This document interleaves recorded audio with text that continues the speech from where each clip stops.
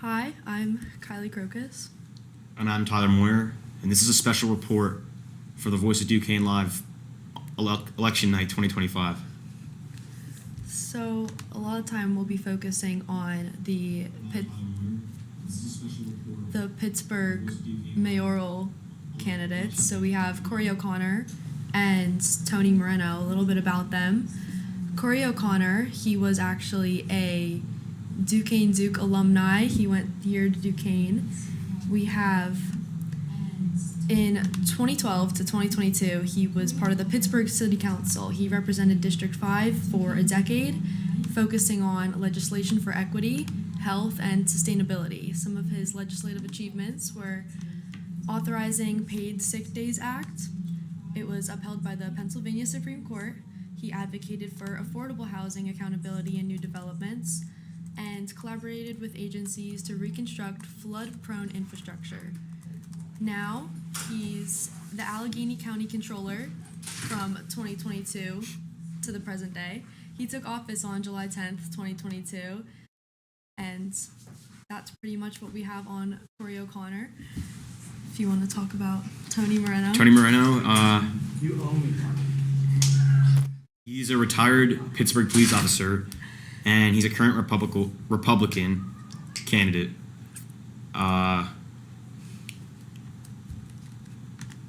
His job history includes serving as a Pittsburgh police detective before retiring. His long tenure in law enforcement has shaped much of his public persona and campaign messaging. So clearly he feels very strongly about the public safety of Pittsburgh. Yeah. His main focus is public safety and opposing tax increases. When it comes to public safety, Corey O'Connor is focusing on funding and staffing public safety services. He plans to restore dedicated community and neighborhood resource policing units. He plans to further develop the co-responder program. He plans on establishing public safety resource hubs, and he wants to create accessible, open public safety data dashboards that include all data on crime and year-over-year trends. Moreno sees crime and safety as the biggest challenge for the city of Pittsburgh. He emphasizes his law enforcement background and how he wants to strengthen police-to-community relations. So we see public safety is a big topic in any city, especially a big city like Pittsburgh, and both candidates seem to have a lot of care for the safety of the city, which is relieving to see, and plan to do a lot with that. When it comes to financing and budgeting, which is also a big thing, given that Corey O'Connor is currently and was the Allegheny County Controller, so he oversees financial operations and he acts as an advocate to taxpayers. As mayor, he'd plan on implementing strategic debt management practices and creating a capital stabilization reserve.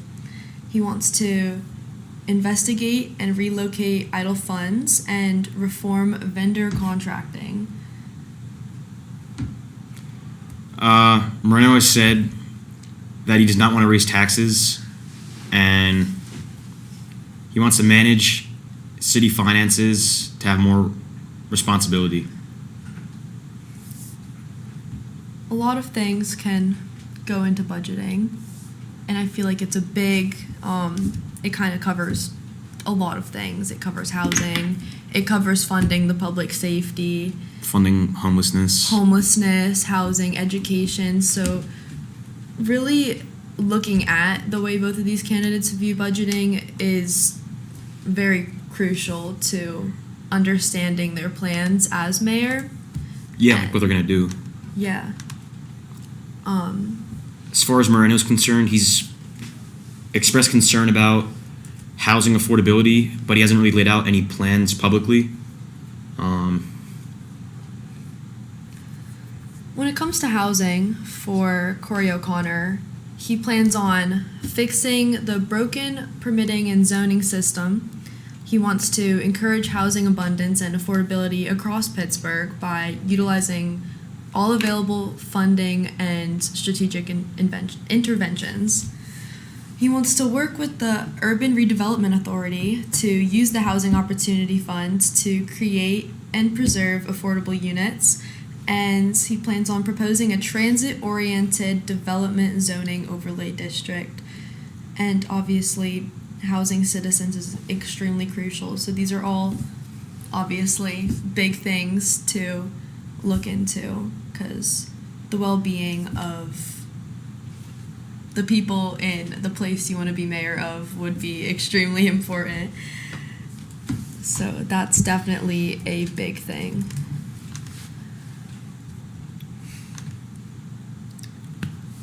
And on the topic of housing, obviously homelessness is a big thing in Pittsburgh, as it would be in a lot of major cities.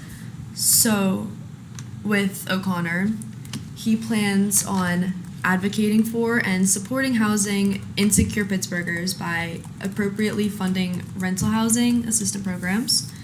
He's encouraging the wide-scale production of new houses, housing units, and especially workforce housing, which is incredible. He's leading the city as a true regional partner in fostering and supporting wraparound services for our most vulnerable neighbors, because even the people who don't have a home, it doesn't matter what situation somebody's in, they still live here. And he wants to prioritize helping people get off the streets permanently and into housing or support systems, not responding to a negative article in the news by clearing away tents and playing whack-a-mole with people's lives. Okay, yeah. Moreno's position on this, he leans more towards enforcement and city cleanliness. He hasn't really shared publicly how he would balance that with, shelter or housing solutions. He hasn't really, in general, just hasn't really shared like his stance on homelessness, despite it's a big thing in Pittsburgh. Yeah. Some interesting things that we could talk about with Corey O'Connor, at least. His father was mayor of Pittsburgh, Bob O'Connor. He was the mayor. He passed away in 2006 after being in office for less than a year. He has a bachelor's degree in early childhood education, and you could say he's a family man. He is known for his approachable style and deep ties to Pittsburgh's neighborhoods. His decision to run for mayor was strongly supported by his wife, who encouraged him to embrace the opportunity despite the challenges of balancing public service and family life, but here he is making it work and trying to balance that out.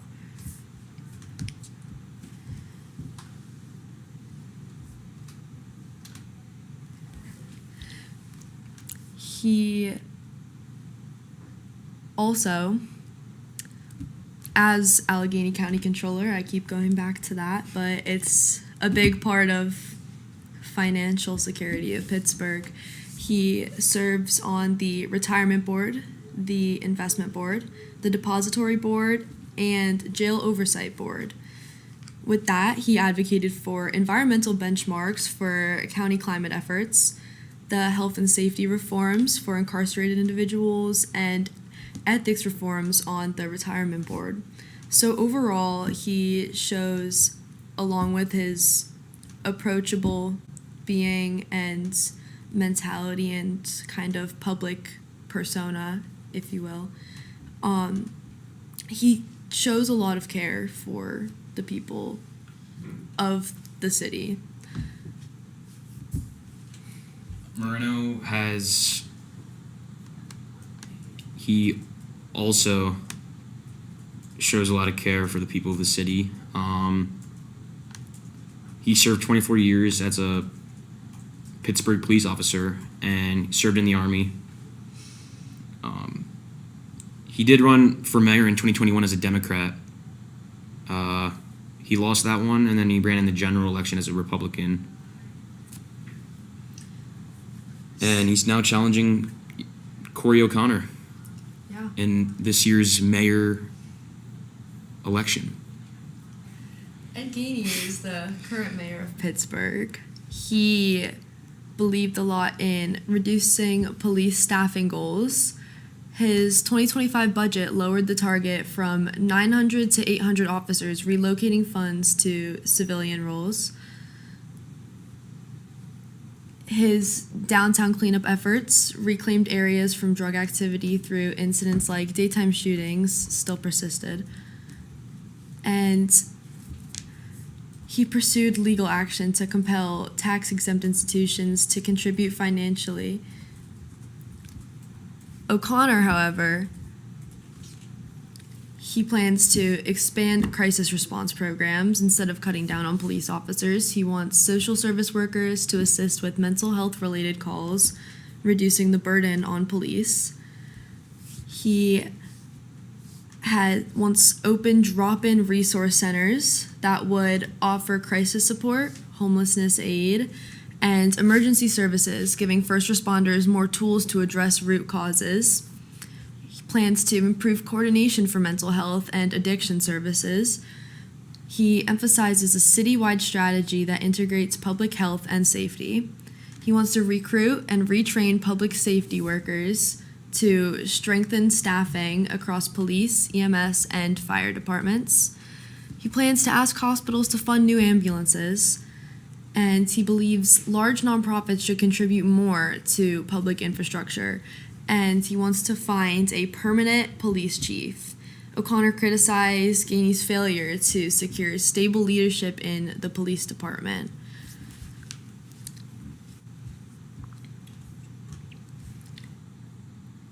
Moreno could be the better choice from his experience of 24 years as an officer in this city.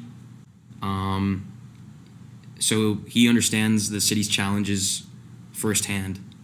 Yeah, Could you say the same for O'Connor? I suppose you couldn't, but you do have a good point. When it comes to public safety, he has experienced a lot of safety issues firsthand as a police officer, and that definitely does show a fair amount of personal care towards the safety of the city, because he dedicated so many years of his life to maintaining the safety of the city to the best of his ability. So that's definitely a good point. But He also said he thinks O'Connor's approach to public safety is too soft and it's politically driven. Politically driven. I feel like there could be people that would agree with that, but a lot of people could also say that O'Connor's view on public safety and the plans he has laid out could be seen as just his way of giving back to the community he grew up in and just a genuine care for the city. So it really just all depends on who you talk to and what they believe. So these are some good points. What else has Moreno done other than work as a city council police officer? He's received endorsements from conservative groups, Has he? from Gun Owners of America, Pennsylvania, Firearm Owners Against Crime, and he's had past support from unions like the International Brotherhood of Boilermakers. This all goes back to public safety, which again is a huge thing. Public safety is extremely important because especially in a city. Especially in a big city, because this is a big city. So it's refreshing to see how much care both candidates are putting into that, even if their views differ a little bit. However, yeah, that's pretty much all I have to say on that, actually. It's just refreshing to see that people are caring so much about public safety. But We're going to take a quick break and be right back.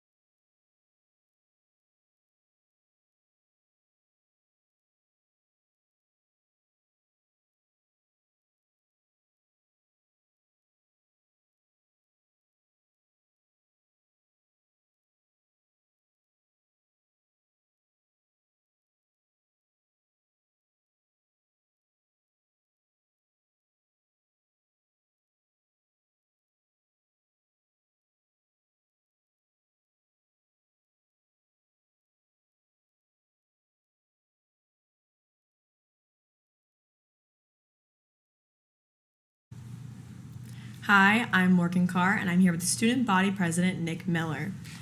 Nick, do you believe that students are well informed politically or not? Well, first, it's great to be with you on this big day. Well, to answer your question, I don't. I think that students are very engaged, and maybe more than ever before.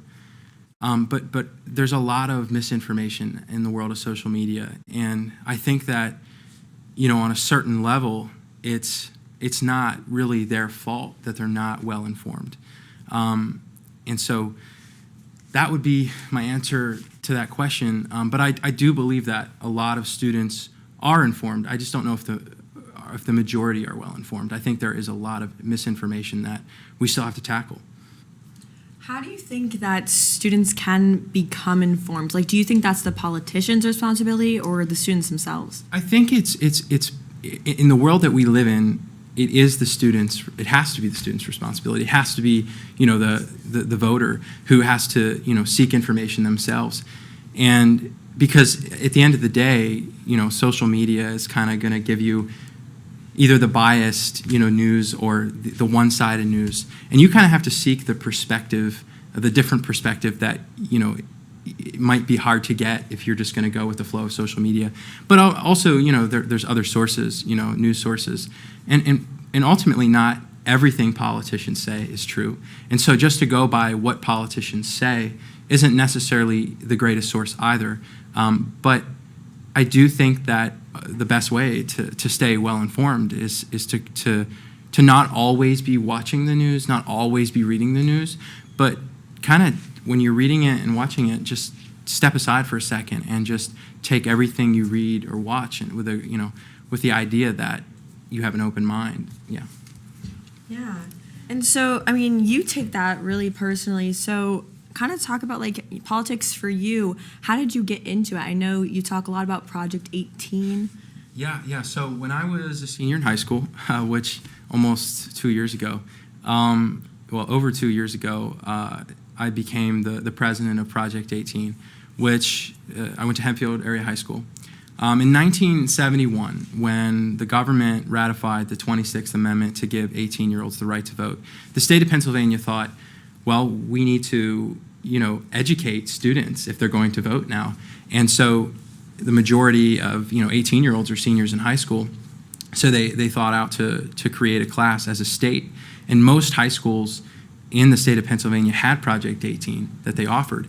And it just so happened that the year that I became president was in Project 18, was the 50th year anniversary. And we were the last class, still are, the last high school to have Project 18 in the state of Pennsylvania. And that was such a big deal. And so we did a lot. We had the opportunity to meet a lot of really cool people and have a lot of guest speakers. And we had a documentary created about us, and throughout the years. And I got to meet people who were in the class from the first ever 50 years ago, and to see how their perspective has changed over the years. And for me personally, as a student, it definitely, changed the way I looked at things.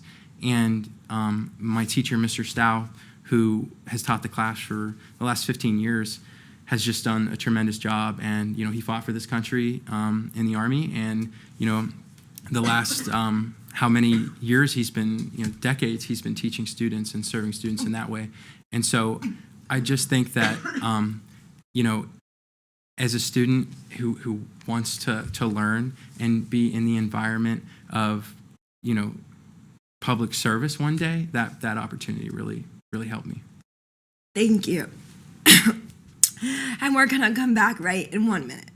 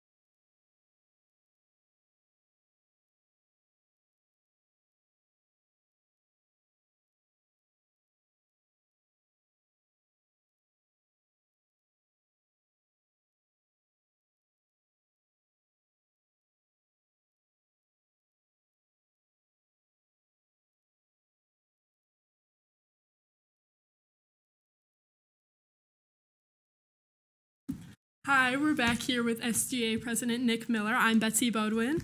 What has your life in politics looked like? Well, I guess, I don't even know if I would consider Project 18 to be politics. Honestly, I'd say it started last year when I had the opportunity to be a senator for student government here at Duquesne. And then ultimately, before I even ran for president of the student body, I got involved on the Corey O'Connor campaign and interned with them. And that's kind of how I would say I got my start in the political world, if you will. Yeah, and how has it really shaped you as a person? It's one of those things that I really do care deeply about people. I view politics, maybe not so much how it is today, but as people. And I always say my passion is people. My passion isn't politics. But ultimately, Project 18 taught me that ultimately we govern ourselves. Mm-hmm. And that makes me love this country more than anything, is the fact that we really decide how we get to live. And, that makes me care about everybody. And, I think that it has been a struggle, I think, sometimes mentally. Mm-hmm. And I think our generation, we all have, as a generation, have many mental health issues. Right. And I think that politics and the way that it is today really contributes to it. And it's contributed to my mental health. And can you talk to me a little bit about your time as a senator? Yeah, so as a student government senator, so I kind of came to college really not knowing what to expect and not knowing what to get involved in. And I ended up getting involved in student government, and shortly after I became a senator, and I had the opportunity to start a committee, which was kind of unexpected. One of the things that I noticed that was really important to people was transportation. And so I realized, well, we need a committee for this. So I ad hoc'd the transportation committee last year. And that was the first thing I did as a senator. And, it was all research into how, the transportation in the city of the transportation system in the city of Pittsburgh works, how it affects Duquesne, and what can Duquesne do to better, its lives for students in transportation. And so I got to know how Pitt and, the other universities around, operate with their transportation system. And that was a really awesome experience. And it eventually made me want to run for president because I could see the change that I could have. And do you want to talk a little bit about your time as president so far? Yeah. So I didn't expect to be elected, honestly. It was a very close race, and I really didn't think I won or was elected. I prefer that term. But I think that I was inaugurated in April. I think the most important part of the journey is the people around you, and I wouldn't be able to do it without the 5 vice presidents that are on my side, and the 39 student government senators that we have, and administration. I mean, it takes a lot of people to represent the student body, and personally, it's been hard to adapt. I believe I'm the first freshman elected, so being this young, not really having the experience of so many different things, it's been difficult to adapt, but I'm very grateful to be doing it, and it connects me more to the university, and it honestly has nothing to do with the position, nothing to do with the title. It has everything to do with the place, and this place has changed my life for so many reasons. And what does it mean to you to be the youngest SGA president? I don't really know. I never really sat down and accepted that I had been elected. I think right after I found out, I got right to work, and I never really took a time to think about it. I'm very, I would say gratefulness. I think that I think one of my inspirations of leaders here is Chrissy Bober. She's the former director of orientation, and I watched her the last year lead with so much grace, and I could just only aspire to be just even close to like her, and that's how I want to lead, with grace and be grateful, and that's what I am. Yeah. You worked on a campaign previously, and who was the candidate, and what led you to that experience? Yeah, so the candidate was Corey O'Connor. As you know, he's one of the candidates this evening for mayor of Pittsburgh. And, I kind of got into that. One of the professors here connected me with someone close to the campaign and gave me an opportunity. They gave me an opportunity, I believe it was last January, they reached out to me, and I had an interview, and then shortly after, I got the offer to be on the campaign.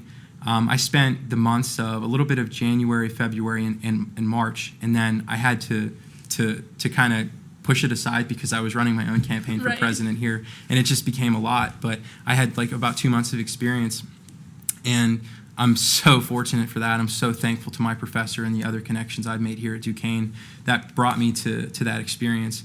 And that experience really made me see what politics is and what running for office looks like.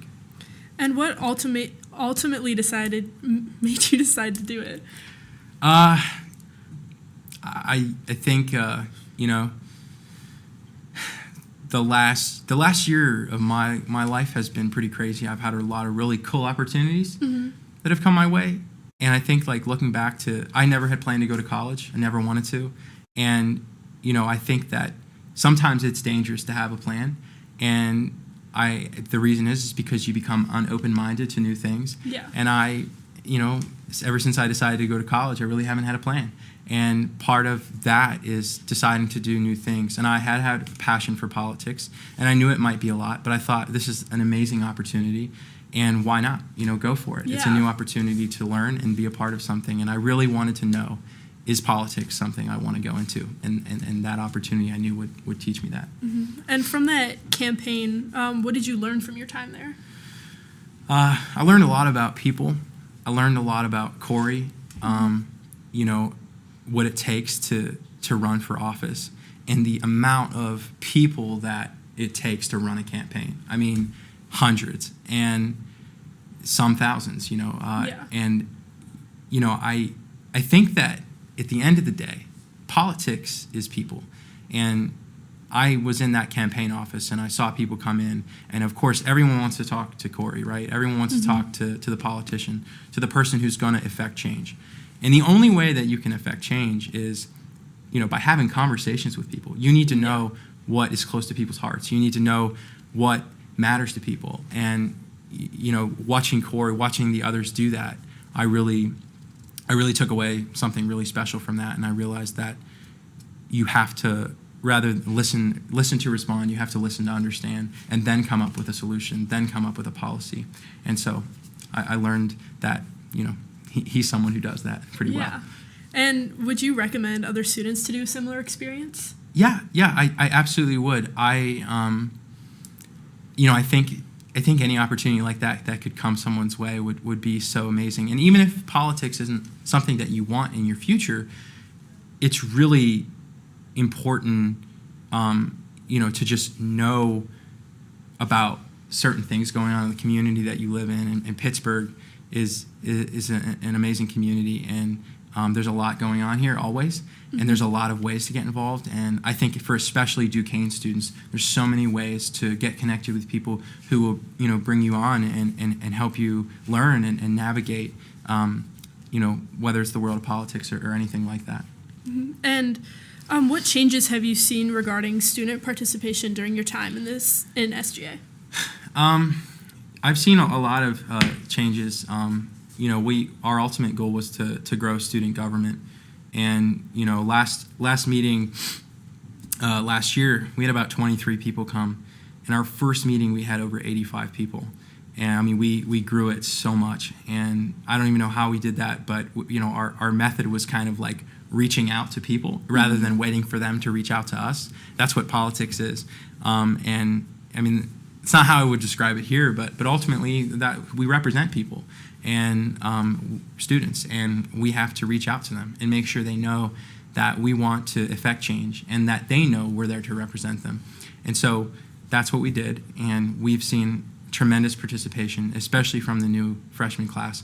And we now have the max amount of senators we're able to have, which is 39, and we're currently working on changing the Constitution to grow that number to 52.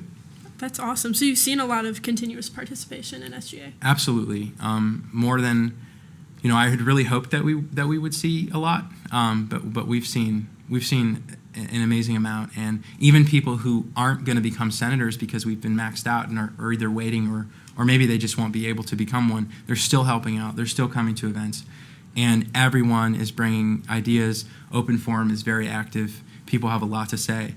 And I think that's one thing that's amazing about the time we're living in. Everybody wants to put their, you know, perspective forward and use their voice, because everybody's voice does matter. All right, awesome. Thank you so much for joining us Absolutely. today. Thank you. We'll be right back with more election coverage. I'm Betsy Bodwin, and we'll be right back.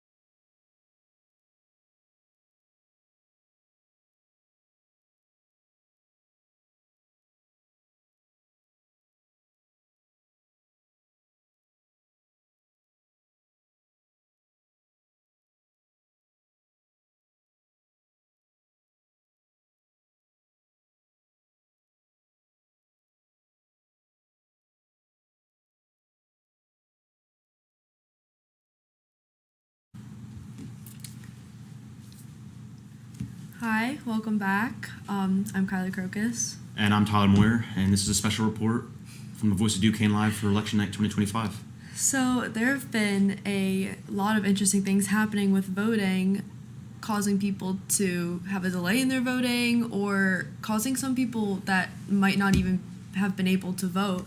So voters in Pittsburgh, in the Lincoln-Leamington neighborhood, faced unexpected delays this morning when a polling location was unable to open on time due to locked-away voting equipment. The incident occurred at the Chadwick Center, where poll workers arrived to find that essential machines were inaccessible, stalling the start of Election Day operations. So some people could have gone there early at the beginning, expecting to be voting at 7 a.m. Maybe somebody has an 8 a.m., 9 a.m. shift. Those people might not have been able to wait that long for the delay, wait around to see when the delay was over. So there could be a good chunk of people here who weren't able to vote today because of this. The disruption, which affected early morning voters, sparked frustration among residents who arrived promptly to cast their ballots. Some were forced to wait, while other people left with plans to return later in the day. Polls across Pennsylvania opened at 7 a.m. and are scheduled to close at 8 p.m., so there is about an hour and 20 minutes left. So voters who are in line by the closing time will still be allowed to vote according to state law. The Chadwick Center was one of several city park facilities designated exclusively as polling places for the day. Other locations, including sites in Beachview, Hazelwood, Arlington, and Brookline, were closed to regular services to accommodate the election. While the issue at Chadwick Center was resolved later in the morning, it raised concerns about election preparedness and the accessibility of voting infrastructure. Officials have not yet released details about how the equipment came to be locked away or what steps will be taken to prevent similar incidents in the future. Another thing that happened this morning on another voting location, this article here is from ABC 27. It says, Election Day in Pennsylvania saw a huge voter turnout, though bomb threats were called into some polling places. Numerous polling sites across the state received bomb threats throughout the day, prompting officials to call law enforcement and investigate. Pennsylvania Governor Josh Shapiro and Secretary of the Commonwealth Al Schmidt said in a Tuesday night press briefing that the threats were not credible. They quote, "We've also been made aware that in the course of the last hour, multiple bomb threats have been called into polling and sites across Pennsylvania." It's a quote from Shapiro. And state and local law enforcement, along with the FBI, are investigating these threats, and thus far, there is no credible threat to the public. One of those counties was York County in Pennsylvania. The York County Board of Elections said a threat targeted the East York location of the York County Elections and Voter Registration Office. They said the threat did not impact election operations. The Oneida County Election Office also received a bomb threat Tuesday evening. According to the state police at Lewistown, a sweep of the courthouse in Mifflinton was conducted and no device was found, troopers said. Other counties which received bomb threats included Blair, Cameron, Sancho, Chester, Clearfield, Luzerne, Mercer, and Snyder counties. Other than threats, other hiccups going on at poll places include the issues with the ballot machines. And yeah, that's an article from ABC 27, so there's a lot of people, there's delayed voting today, which... A lot of bomb threats. Bomb threats? Yeah, this isn't the first time that's happened either. Last year's presidential election, there were, it says 227 bomb threats, which targeted polling locations and election offices in multiple swing states, including Pennsylvania, Georgia, Arizona, and Michigan. I think, the purpose for these threats is to deter voters from showing up. It helps the other candidate win. It says that, neither Trump nor Biden were targeted for the specific threats, but the locations of, the swing states where they knew that most voters that were going to have the biggest swing on each state, they had threats there for that. So, not the first time, but it's a shame. It is a shame because with things like that, yes, people take political views extremely passionately. They take it very seriously, and I feel people should have passion in what they believe in. Yeah. I think that's important. But to take it to an extent where there's going to be people fearing for their lives, fearing, like, questioning their safety in, like, a polling location. And for instance, like, one of the polling locations that got a bomb threat this morning was, like, an elementary school. Yeah, that So- that can't be happening. No. Like, it's one thing to be passionate, and it's one thing to be completely, like, insane and obsessed. Completely, disagreement with the other side. Yeah, because people can disagree and they can still get along just fine.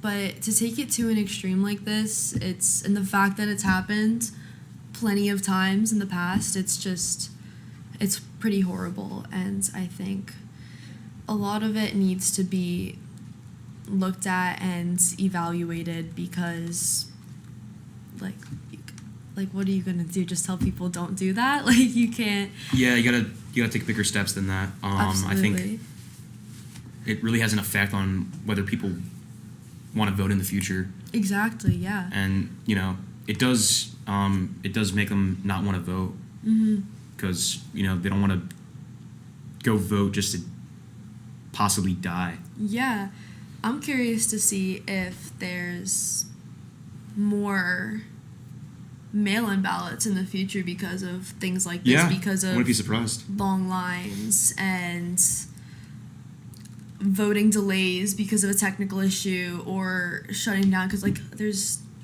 I'm interested to see if there's a significant increase in mail-in ballots because that's people in the comfort of their own home, not placing their safety in the hands of the public. But in reality, in a perfect world, that shouldn't be something that people are worrying about, but unfortunately it is something people worry about today. Yeah, I think protesting is one thing, but I think bomb threats is Completely a whole. whole nother field. It's an Yeah. entire another game field. Yeah, that's wow. Which is a big thing with, like, we really earlier stressed public safety. Yeah. And it sounds just like, oh, public safety, of course, like, obviously we need that, but in situations like this, when things like this are happening, having elected officials in charge that truly care about public safety and have plans to implement that, it's actually so crucial because things like this can happen. They happen all the time. There's horrible things happening all the time. So it's just extremely, like, back to public safety again, public safety, but it just really is so much more important than two words. Like, so the fact that both of Pittsburgh's mayoral candidates this year are so, like, focused on public safety, it really is, like I said earlier, it's really refreshing because it's such a pressing issue in today's society that it really just needs to be. It needs to be addressed. It needs to be addressed. It needs to be focused on, handled, all of it. So.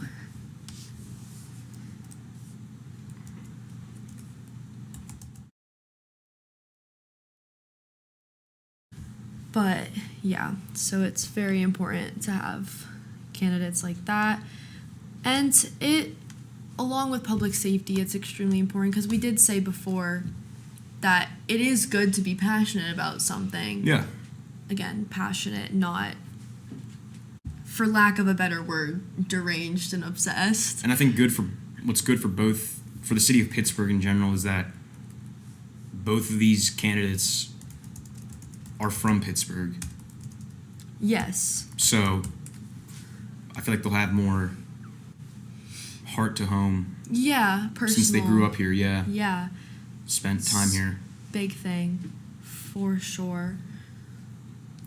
And they also all have a lot they both have ideals that they really care passionately about, and it's again important to be passionate because without it you're just some elected official sitting in a chair Yeah. following a rule book. Like Yeah, it's, just saying what everybody wants to hear. like Moreno, very public safety is like his thing. He's very big on that because he was in the workforce. He worked as a Yeah. police officer, so Who's in the army? He knows what it's all about. he's seen it all firsthand. So it takes like a personal, like, Takes it down to a personal level yeah, I couldn't think of the word. of what he wants to provide for the community. Yeah, especially if there's things like he's seen in the fields that maybe he doesn't want to happen again, happen ever. Like, it really takes it to a personal level when it's something you've experienced firsthand. And yeah, so I think it's really good to be passionate on things, and I would say that's definitely his number one value. Would you agree? Yeah. That public safety. Public safety is definitely Moreno's number one Yes. focus for Pittsburgh. And that's, again, a great thing because things like this happen all the time. And there's no real way of predicting stuff like that because, I mean, if there's signs, but there's no real way of predicting something like that's going to happen. And say you get a bomb threat, you can't just be like, oh, it's fake, it's voters. Like, you have to take that seriously because what if it is real? Like, what if there is? Yeah, if it's, you gotta, Take it so Gotta- seriously, and that eats up a lot of time and took away voting opportunities for a lot of voters today. With also the eats up a bomb lot of threats. law enforcement time. That too. Bring out law enforcement. It just takes a lot of resources to just make sure everybody is safe in a scary situation like that. Even if it wasn't actually, because they did say they weren't credible, what if they were? Like, so it's a crazy world.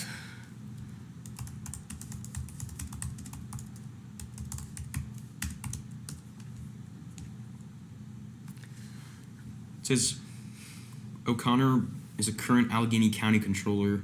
Mm-hmm. His late father was Mayor of Pittsburgh. Was mayor of Pittsburgh. Yeah, he was. Okay. He Okay. died in 2006, I believe. Let me fact check that.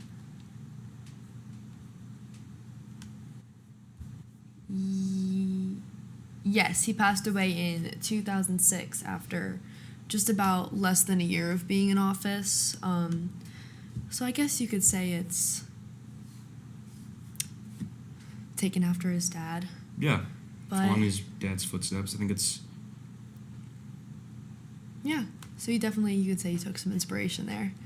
But we're going to take a break and be right back with political analyst Dr. Joe Mystic.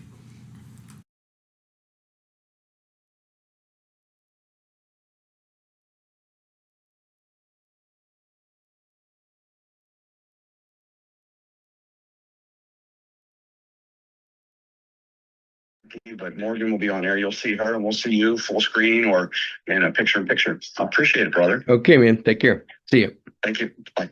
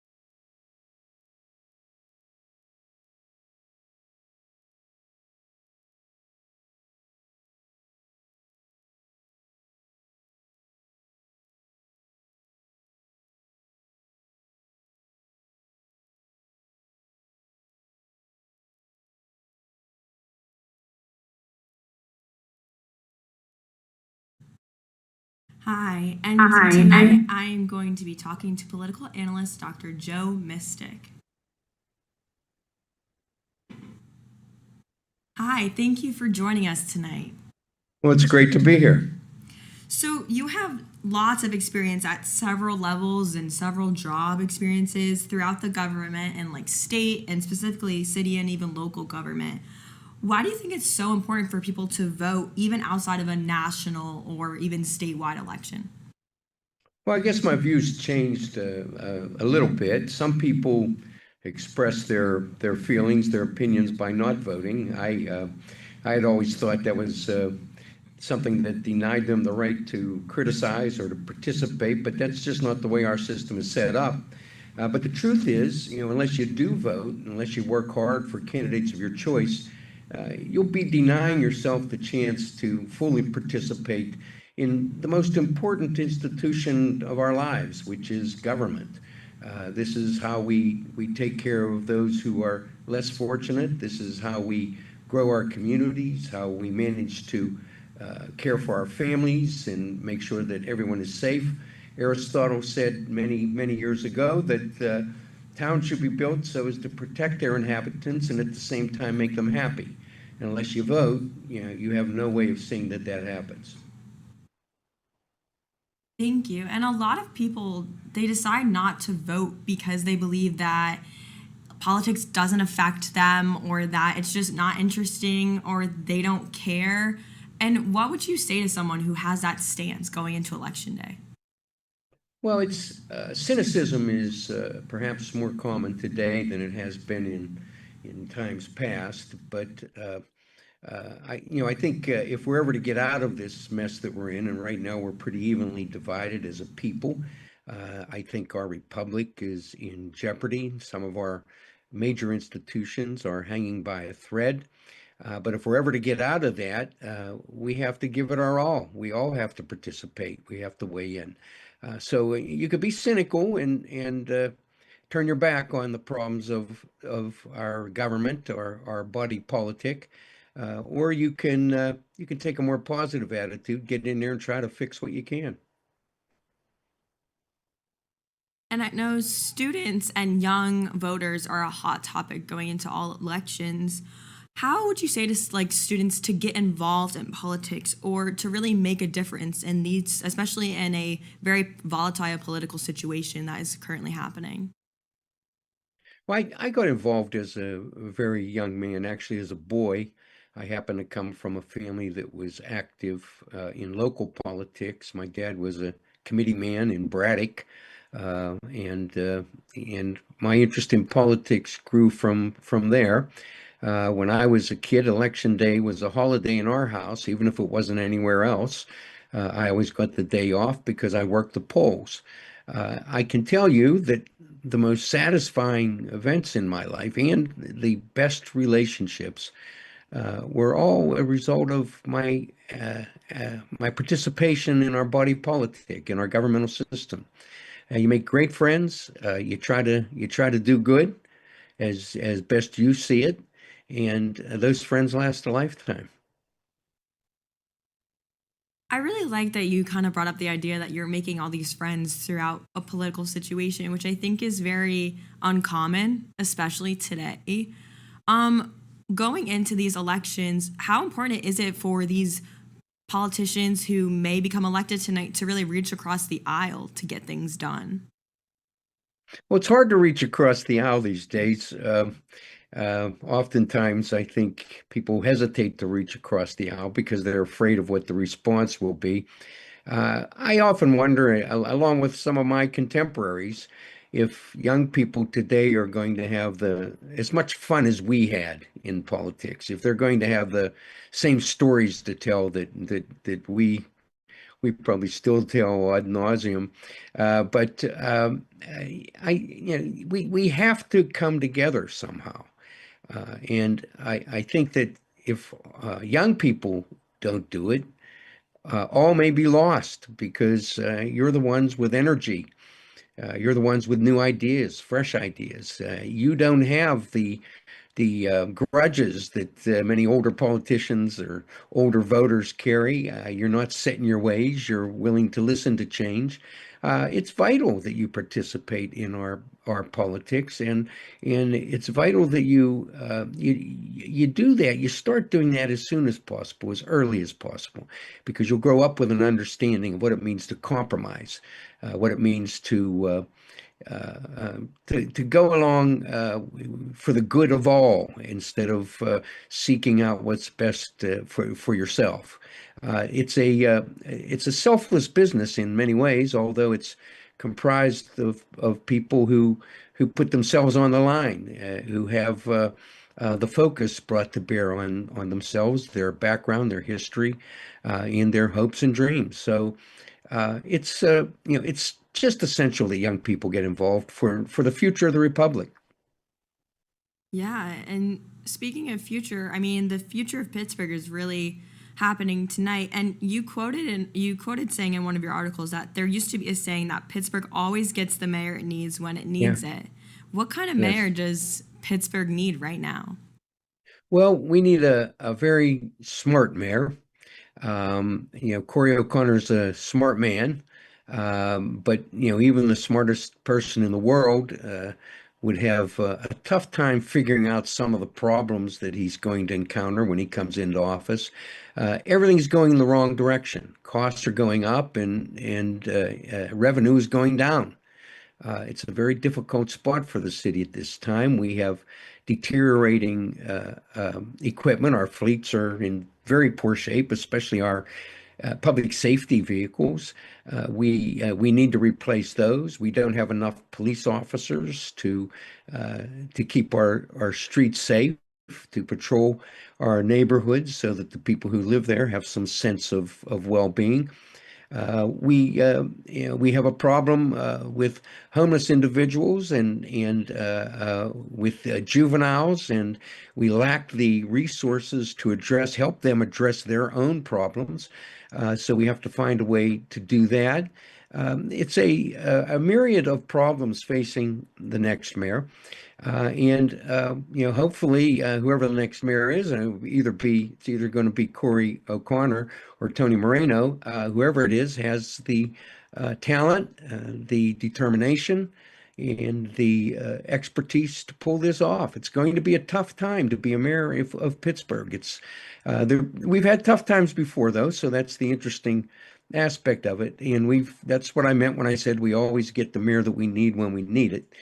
We've had the right leadership in times of crisis. So we'll see if one of these two candidates is up to the task. I can tell you this, the voters have rejected two sitting mayors in the space of 4 years. They defeated incumbent Mayor Bill Peduto and elected the challenger, Ed Gainey, and then they defeated Ed Gainey because neither one of them mustered the kinds of change that the voters are looking for. So whoever becomes mayor tonight has to be ready to do just that. So, in each candidate, what does a fresh start look like for each candidate if they were to get into office tonight? Well, I talked about the administration of Pete Flaherty. Now, I come from a family of traditional Democrats. We were regular labor union Democrats. Some called them FDR or JFK Democrats. So we weren't for Pete. Pete was the gadfly. Pete Flaherty, when he ran for mayor, had been a city councilman. The world would have been his politically. He may have eventually been tapped by the Democratic organization, to be mayor. But he decided to run against the political machine because he sensed that that's where the people were headed, and he had a very strong sense of that. So while my family wasn't for him, and while he did things as mayor that sort of unsettled us, I would say, cutting the payroll and clamping down on development, the kinds of things that eliminated jobs that were contrary to the point of view of unionists like my family. While we were unhappy with all that, it wasn't long after that that we realized it was necessary to have someone like him doing those kinds of things. Because if not, the city would have gone bankrupt, would have gone belly up like Cleveland did at the time. Their lake caught on fire. It was a national story. But he kept us afloat by slashing that payroll, by cutting those jobs, by not spending the kinds of money that mayors before him had spent. And he also brought the Democratic Party back into line because, over time, too much power in the hands of too few can cause problems. And so Pete saw that, and it wasn't long after his first term that people began to realize we needed what he was bringing to the table. Yeah, and you talk a lot about, the FDR and the Democratic Party. Do you think about Tony Moreno and his relatively new transition to the Republican Party after the 2021 election? Kind of what is his stance kind of going into this election? Well, I spent a little time with Tony because I wanted to get to know him, and he's a delightful guy to be with. He's an honest guy. He's open. He says what he thinks. In terms of politics, he's an attractive politician these days because he's just himself. There's no pretense there. And he's not really a Republican, nor is he a Democrat. I think that he had some facile ability to move between the two parties because he's not committed to either party's platform or core beliefs as best as you can find them these days. And he's well-intentioned. He wants the best for Pittsburgh. He's worked these streets as a police officer, and he has a depth of knowledge that others don't bring to the table. So, I like Tony. Now, that being said, he may not have much of a chance because of the heavy Democratic registration edge. But there's something very romantic about people who run for office when the odds are greatly stacked against them, who tilt against windmills, who are in the good fight just for the sake of doing good. And Tony's one of those guys. I enjoyed his company. That he has that edge with the Republicans since he is running on that kind of in-between platform. Yeah, he's sort of between a Democrat and a Republican. He's not a fan of the regular Republican Party either. So he's run his own race, and he's run it the way he sees fit. So I know big business and industrial partners really are coming into play in the city. What kind of relationship should the new administration of Pittsburgh kind of have with these industrial partners and businesses? Well, if you don't have a good relationship with your commercial citizens, your corporate citizens, you're not going to accomplish much in this town. We went through a stretch in our history in which the streetlights had to be turned on at noon because the streets were so filthy and so filled with smoke and grime and grit that we had to turn the lights on at noon, and people had to bring changes of shirts to work because halfway through the day their white shirt would no longer be white. So imagine that, and imagine that time with dirty rivers and dirty air, smoke everywhere. We had a mayor named David L. Lawrence who came along, and he's the one who formed a partnership with Richard King Mellon. Now, David L. Lawrence was an Irish Catholic kid who lived in the slums down at the Point before there was Point State Park.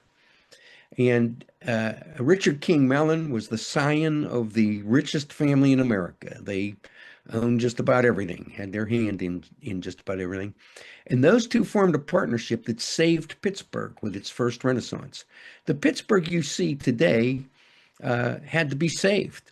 And it was saved by virtue of a partnership between the corporate community and the governmental community, Democrats and Republicans, the poor and the wealthy, the old, the young. Everybody had to pitch in order to save Pittsburgh, and they did. And then you can jump ahead to the 1980s when Dick Caligiuri became mayor, and he had something called Renaissance 2. And Renaissance 2 actually revived and rebuilt much of downtown Pittsburgh.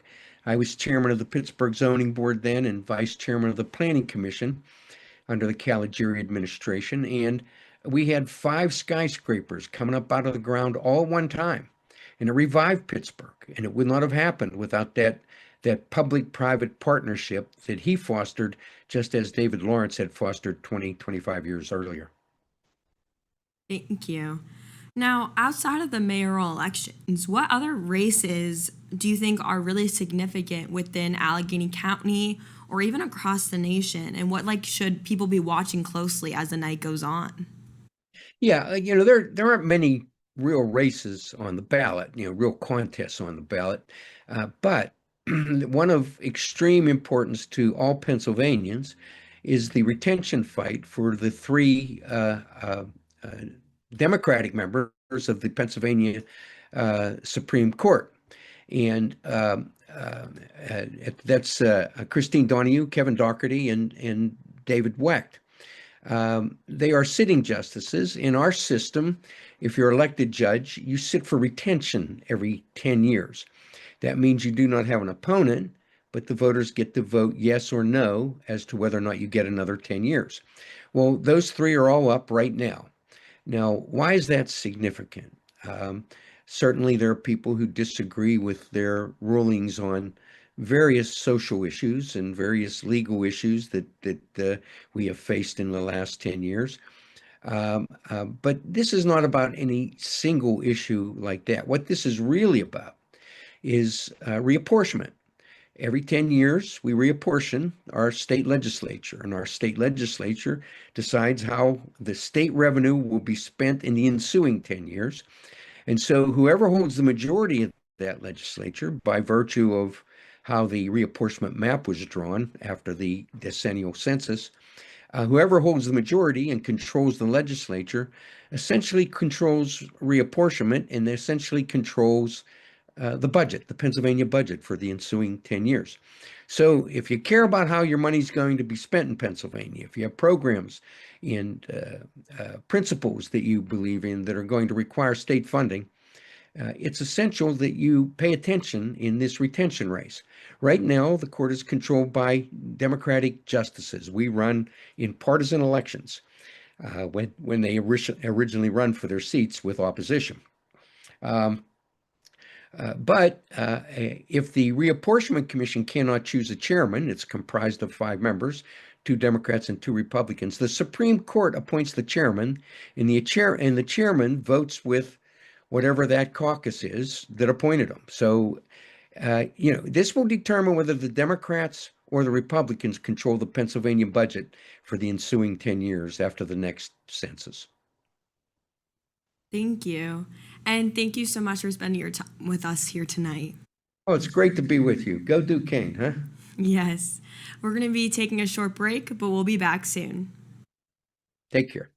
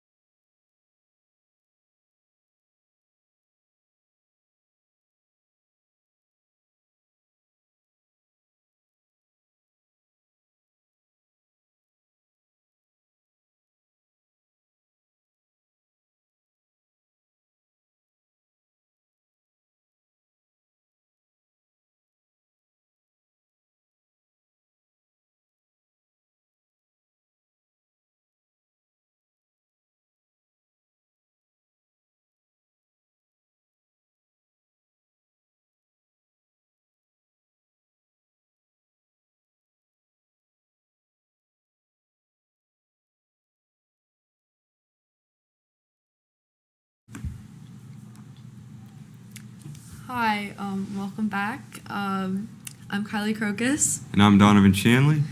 and we're gonna head back into some election night topics.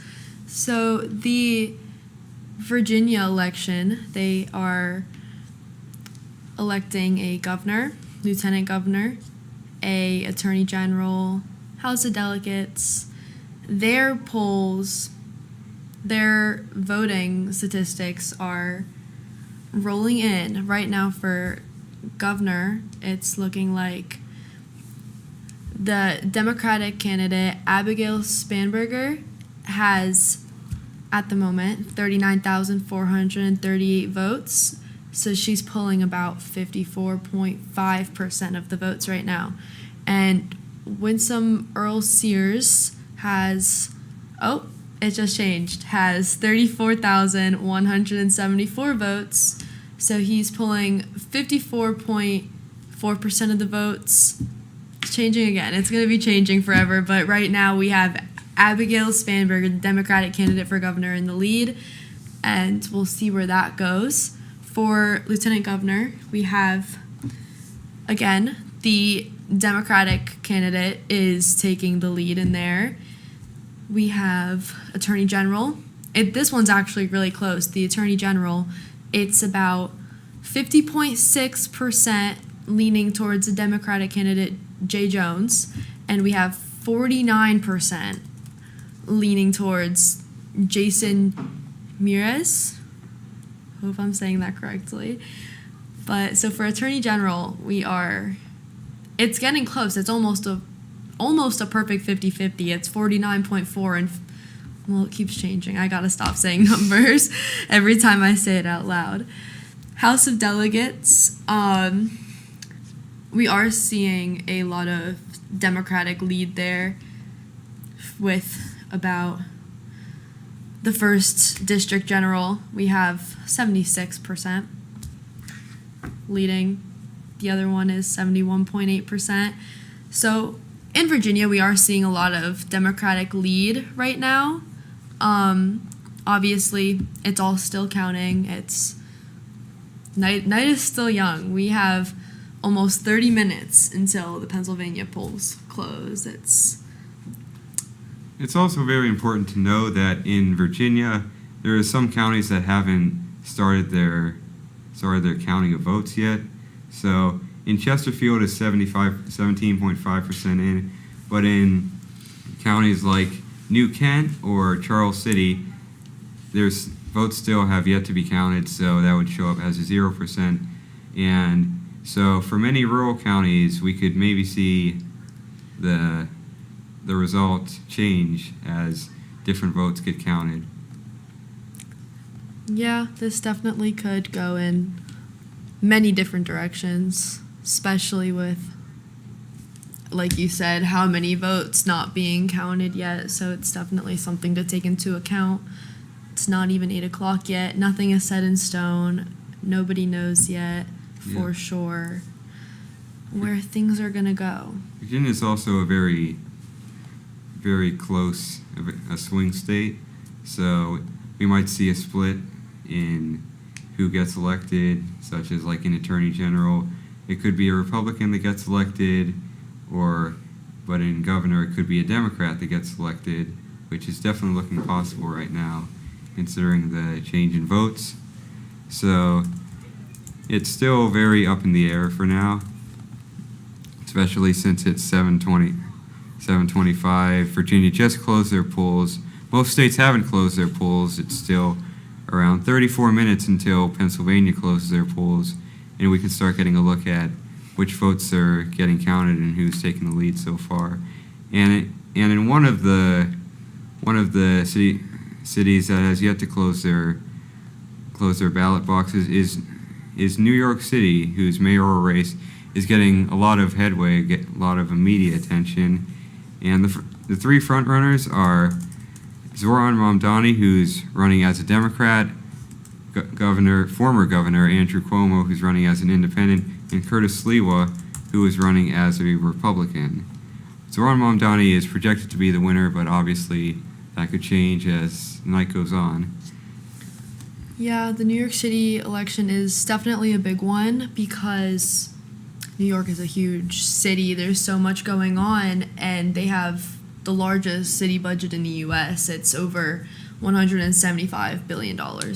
So it's definitely a big role to take on as mayor of New York City. So people are definitely going to be interested in that. And another thing a lot of people are interested on is the judge retention issue, which in the 8 o'clock hour, Duquesne President Ken Gormley will join the show to talk about that judge retention issue. So stay tuned for 8 o'clock. But yeah, there's a lot of big elections going on. I mean, the Pittsburgh mayor election obviously is big for us because here we are sitting in Pittsburgh. It's going to be a big deal. And I feel like there's a lot of people who could really care about it. But there are, big elections that are getting a lot of attention from media, and one of those would definitely be New York City because, again, it is a huge city. There's a lot of people in it. There's a lot of technology. It's just it's a big thing to take on. So I'm interested to see how that election pans out tonight. Yeah, it's been in the news for a lot of reasons. For one, how big New York City is, but also how many international issues are being brought up in this situation, such as, of course, the situation in Gaza, which has been talked about by many of these candidates and has been a dividing point in many parties, in both parties, such as the Democrats and Republicans. And that has brought a lot of attention on how Jewish people and Muslim people are treated in New York City, especially with New York City being a giant city and having a lot of both diasporas. And there have been many dividing factors in this election. Mamdani has been a staunch supporter of Palestine, and Cuomo has been a staunch supporter of Israel.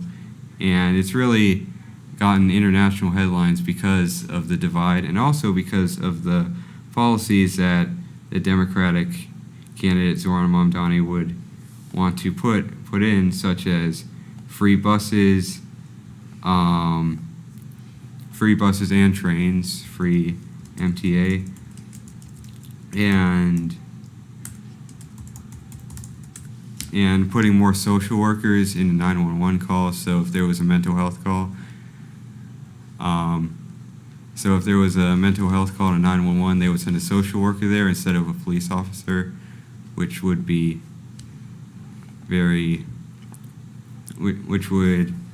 Mamdani's opinion, would help.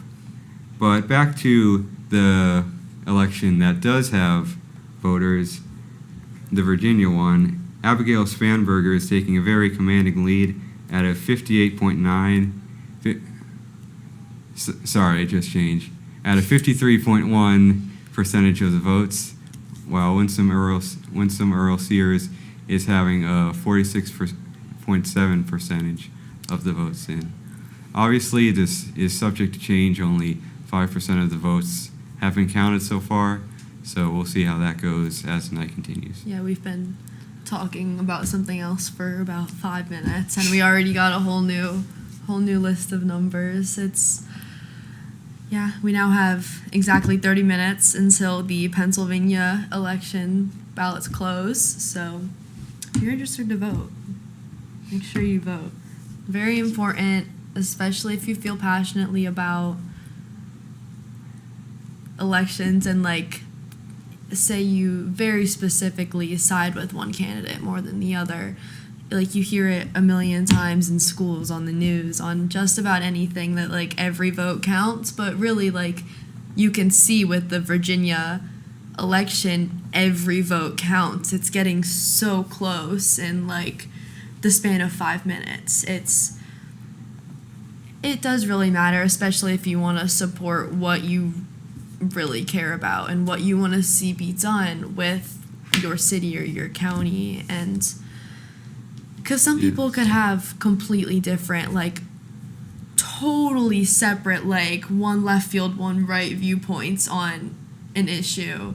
So it really does matter to know who you're voting for and research and vote for what you care about. It's very important stuff. Yeah, so that Virginia, it's getting closer, especially for governor. As of right now, I'm seeing a 56% to 43.8, so now it's going up again. So for Attorney General, it's currently at, changed as I looked at it. See, like this is completely, it's going to be changing all night. So I can give you the number I have right now. It's for Jay Jones. Oh, there we go again. Jay Jones, the Democratic candidate, is currently leading by 50.8%. 50.6%. It just changed again. So clearly, as they count more votes, it's coming very close with the Attorney General. It's ever changing. It's going to be changing all night, back and forth. Like, especially with like polls this close, it's going to be back and forth. Like, so we'll just have to keep it updated throughout the night and see what the future is going to look like for Virginia, because their polls are closed and we can see them. So, yeah, governor is still leading democratically. Yes, Governor is leading democratically, but we can see a very, very close race at Attorney General, and at Lieutenant Governor, it's closer. It was closer the last time I looked at it. It's 52 point. Ghazala Hashmi, I think that's how you pronounce it. Apologies. Has a 52.9% of the vote lead over John Reed, but Attorney General is still very close with 50.4% of a lead that Jay Jones, the Democratic candidate, has over Jason Malari's, and we've been seeing that change. Sometimes Malari's is leading and sometimes Jones is leading, so it's looking to be a very close race, and we probably won't see a definitive winner until very later on in the night. The governor race could be decided very earlier, as Spanberg does have a good lead over Earl Sears. I'm looking at 55.1% of the vote over 44.7% of the vote. But some races are very close, and we can see now it just changed. The Attorney General race is now neither candidate has 54% of the vote. Jay Jones has 49.9% of the vote, and Malari's has 49.7% of the vote. So, like I said, it's going to be very close, and we probably won't have a definitive winner until the very end of the night. Yeah, it's definitely closer and closer by the second. Every time I feel like I could sit here and go, oh, it changed again all night. But yeah, I definitely would have to check back in a little bit and see where the Attorney General votes are lying once they definitely get more of those votes counted, because like you said earlier, there's so many votes not counted yet, and it could really mean all the difference in a race this close. It could mean all the difference, and especially with it changing so often, we'll have to find out. But yeah, still nothing on Pennsylvania. Ballots are still open. But yeah.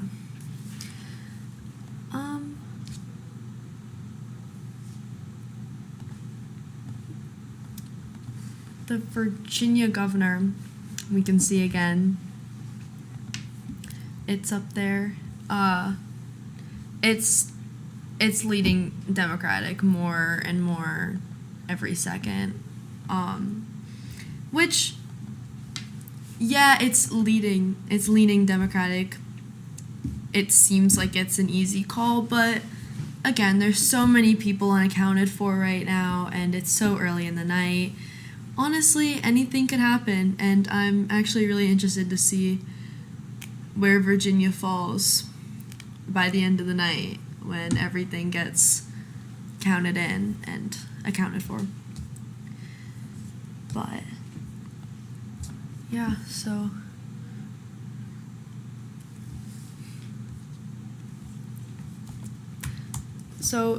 in Virginia, we do see the Democratic Party leading about almost everything right now, of course. And that's not anything that's new. Like, it's not. Virginia has, especially with governors, they have a trend of having a lot of Democratic governors, but it also is a little bit split. In 2018 to 2022, the governor, Ralph Northam, was Democratic. 2014 to 2018, Terry McAuliffe, sorry for any pronunciation I might and probably will mess up, also Democratic. But then in 2010 to 2014, Robert McDonnell was Republican. But then 2006, 2010, we go back to Democratic, and then Democratic again, and then Republican, and then Republican. So it does bounce back and forth until we see in Governor Mills Edwin Godwin, he served 2 terms. In 1966 to 1970, he was a Democratic governor, and then in 1974 to 1978, he was actually a Republican governor for his 2nd term. So that's actually a really interesting thing. So they do show a lot of Democratic trends, especially like earlier on. But they do bounce back and forth every once in a while. But yeah, so this year it seems that they're leading another Democratic ruling in the Virginia elections for today. But they do bounce back and forth every once in a while. But it's not unusual for them to have a Democratic leading, as they have had a more Democrat governors than Republican. Sorry. Yeah, it wouldn't be surprising, especially considering how they've been voting in presidential elections. And it's also interesting to see the difference in voting, because from 1980 to 2004, Virginia always voted Republican with no break for Democrats. But ever since the 2008 election, they've always been voting Democrat. Even when they had a Republican governor in Robert McDonnell, they voted Democrat in 2008, 2012, 2016, 2020, and obviously the last election, 2024, they voted Democrat. So it's always been a close vote. The last one was actually probably the closest, with Kamala Harris winning with 51.8% of the vote and Donald Trump losing with 46.1%. But if we do see a Democratic governor, it wouldn't be much of a surprise, considering Virginia's been a very blue state in the past few decades. Yeah. With it being so close, I mean, obviously Virginia is known to be a swing state, but I am interested to see where it ends up for tonight's election with all of with the governor, attorney general, all of it, especially with the ones that are cutting it a little bit closer, like the attorney general. But yeah, it's pretty much going to be changing all night, and just keep checking, I guess. The Pennsylvania election,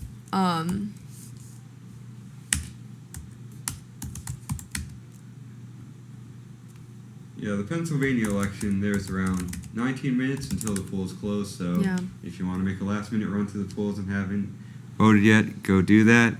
and it'll be very interesting to see the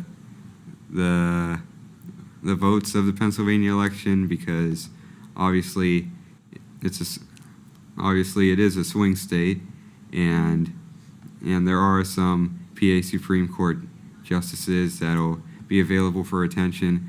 But here in Pittsburgh, there's also a very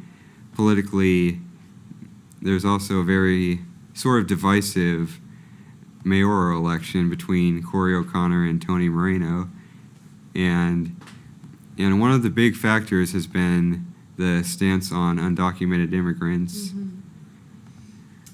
So, when it comes to O'Connor and his views on immigration, because it may not be such a pressing issue here in Pittsburgh, Pennsylvania, but it is an extremely pressing issue that we're seeing all over the country. It's affecting so many people, so it's still important to understand, like, when you're electing a government official, what their view would be on such a important thing happening in the country.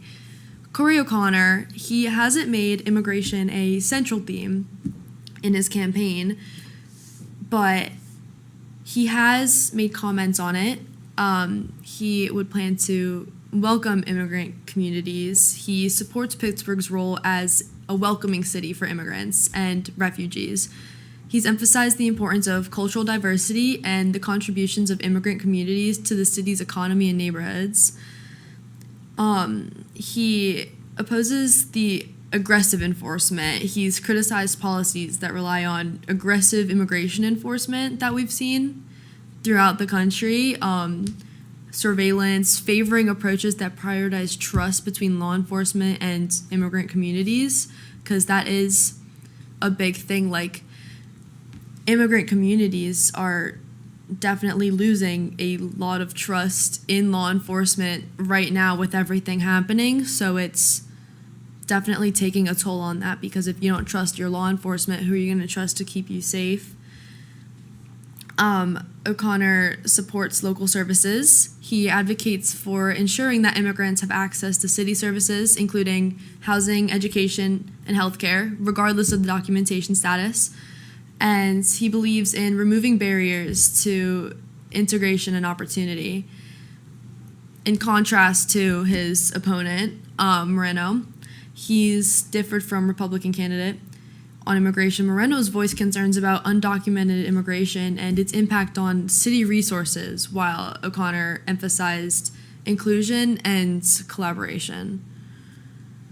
Yeah, they're very divisive over the stance on undocumented immigrants, with Moreno saying that he would comply with ICE, but like deporting immigrants.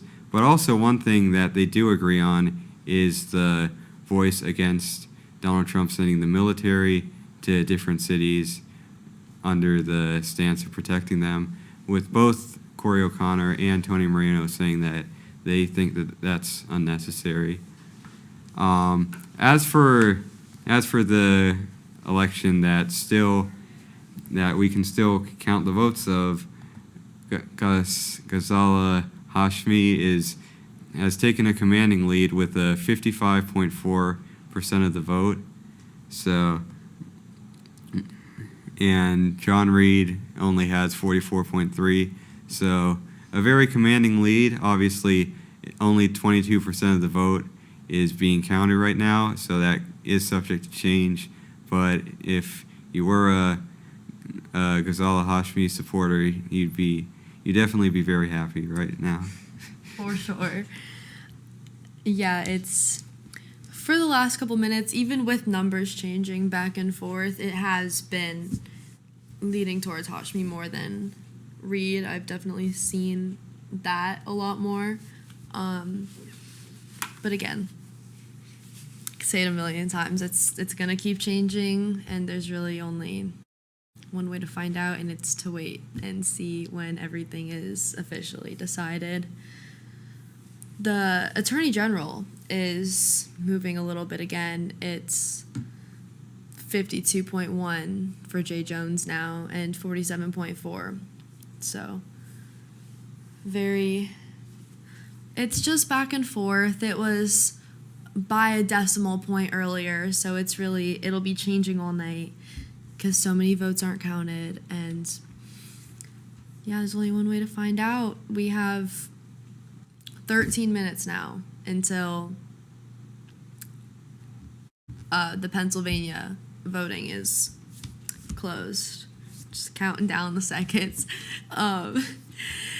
Also at 8 o'clock, again, Ken Gormley will be here to talk about the Supreme Court issue because that's also a big thing happening. It's the Supreme Court retention. Yeah, we're also beginning to see a lot of individual counties in Virginia have their ballots starting to be,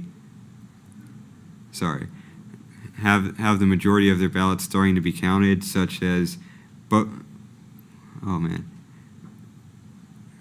I just lost the county, such as Bath County having 67% of their votes in, Holland having 63% of their votes in.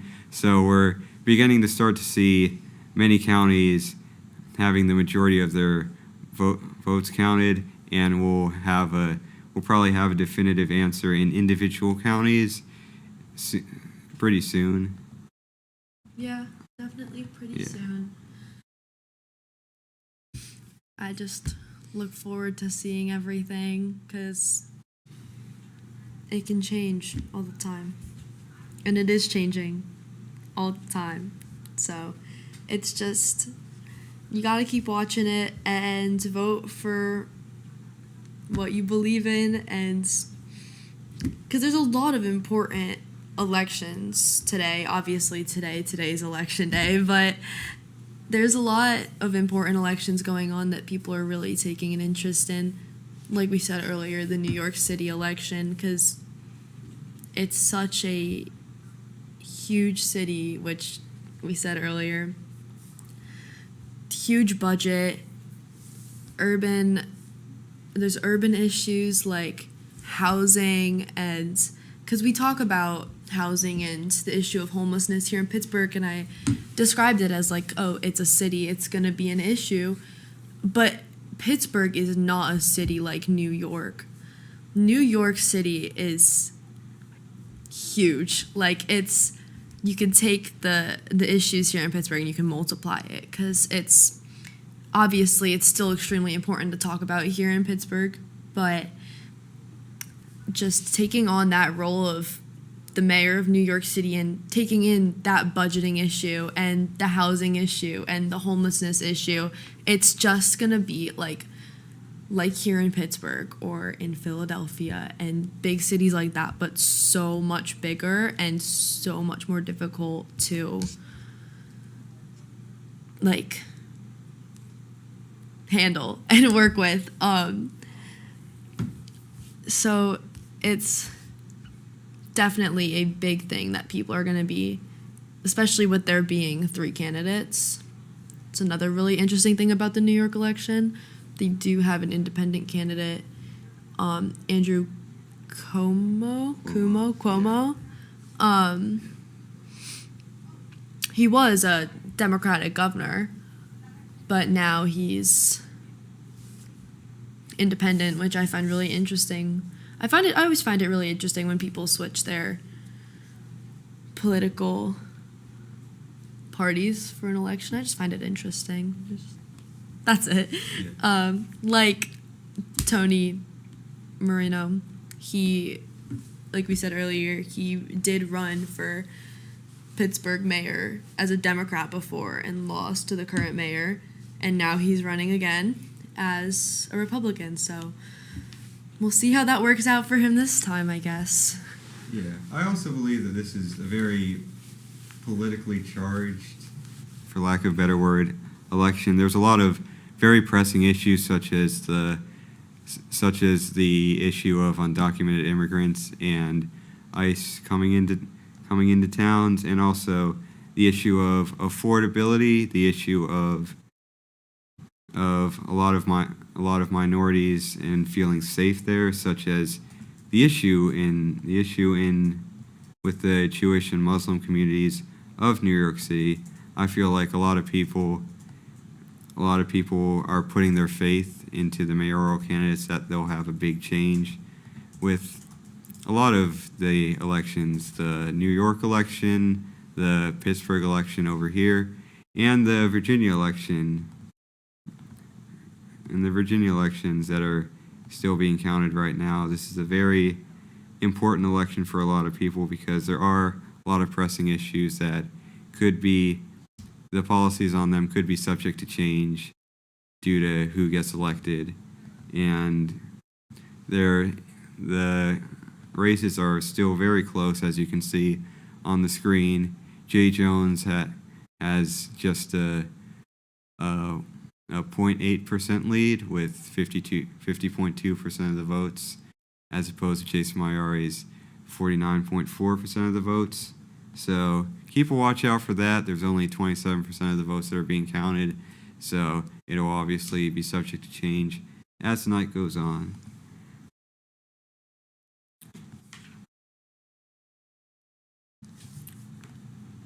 As for the Pittsburgh elections, the polls are closing in just 7 minutes, so we should have an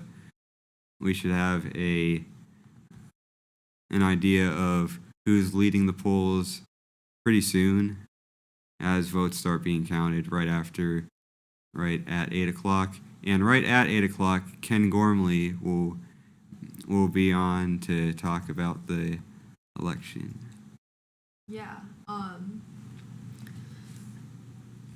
Corey O'Connor actually says he feels very confident about this election.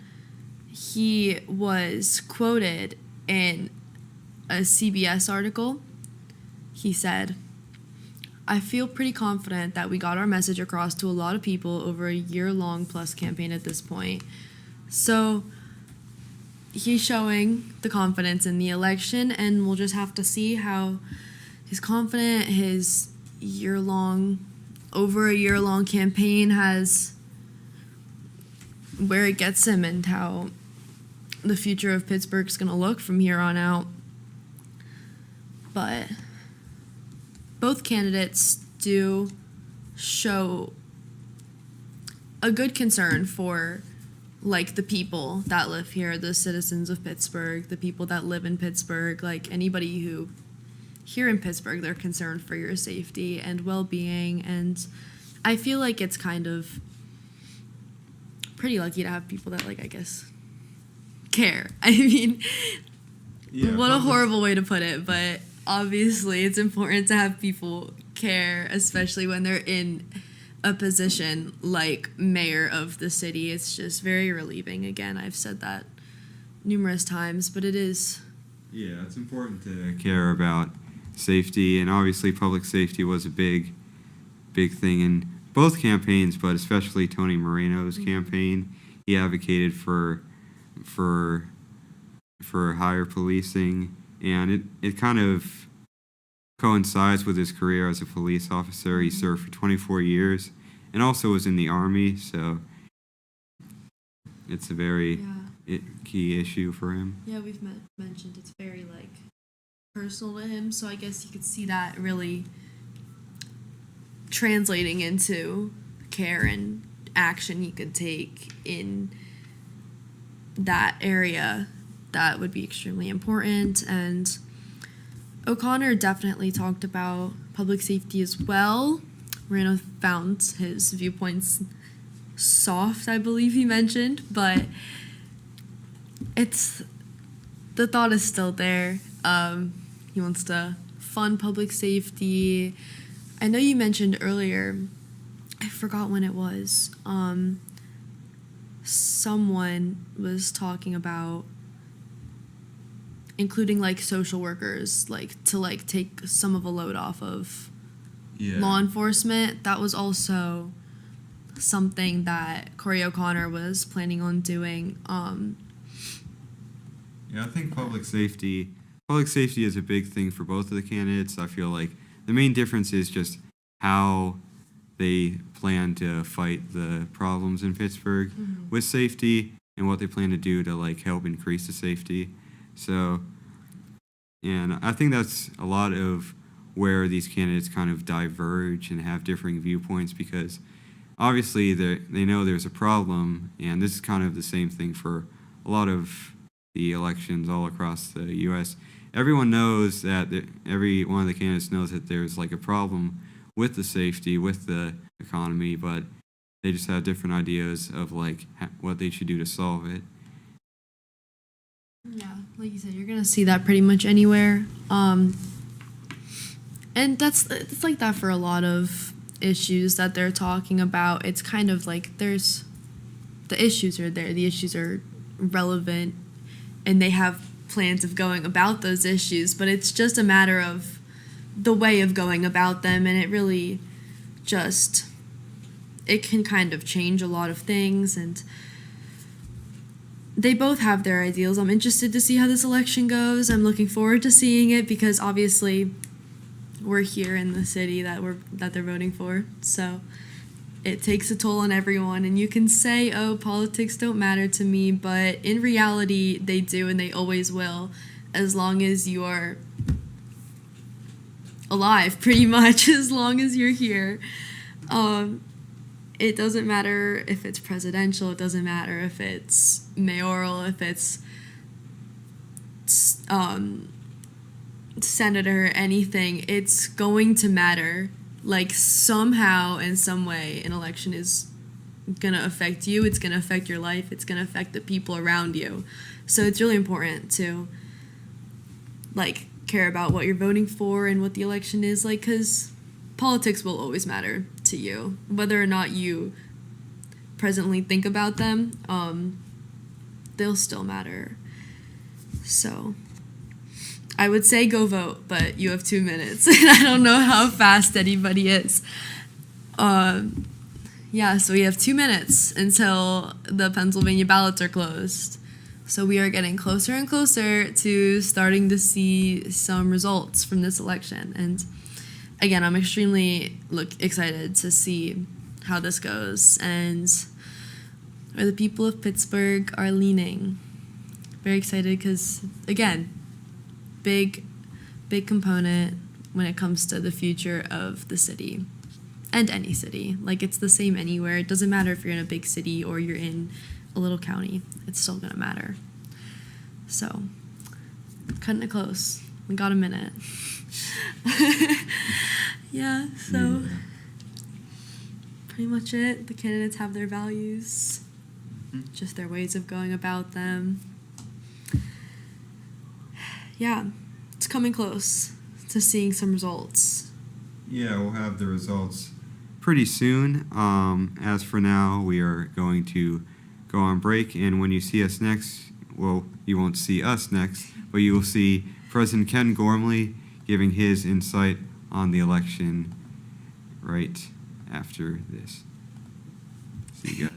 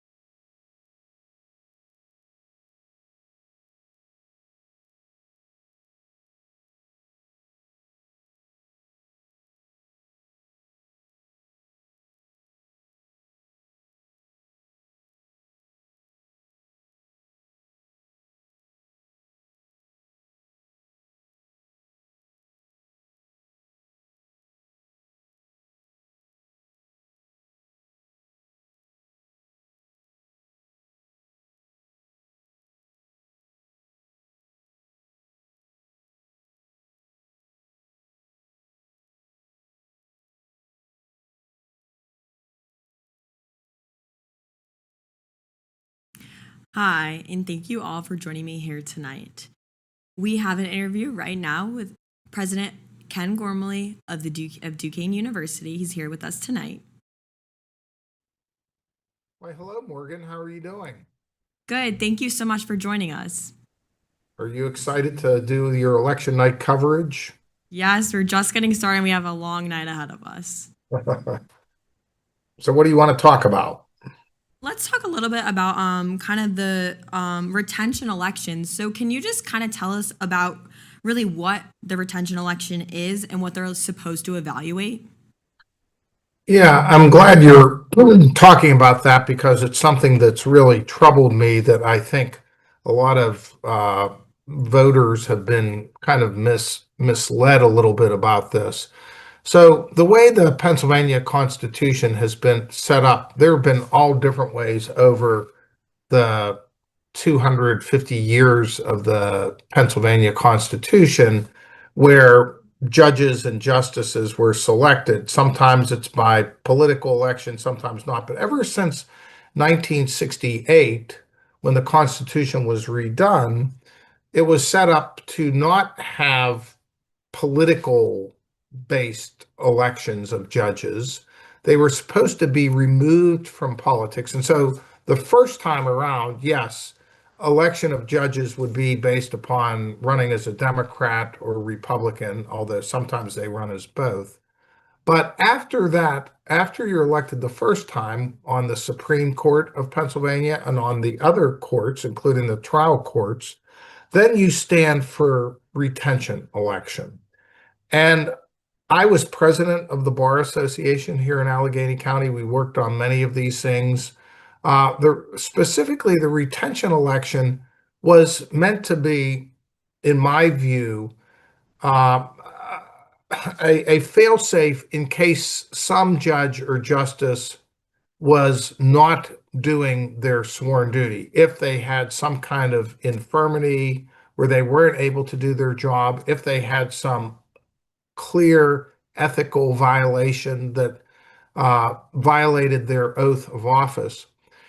Otherwise, the assumption when the Constitution was framed in 1968, these provisions, was that judges would continue in their roles because they're supposed to not be part of the political mudslinging and back and forth. And you're not supposed to expect voters to go read the thousands and thousands of pages of decisions of their cases, which people couldn't understand anyhow. I'm the author of a 1,000-page treatise on the Pennsylvania Constitution.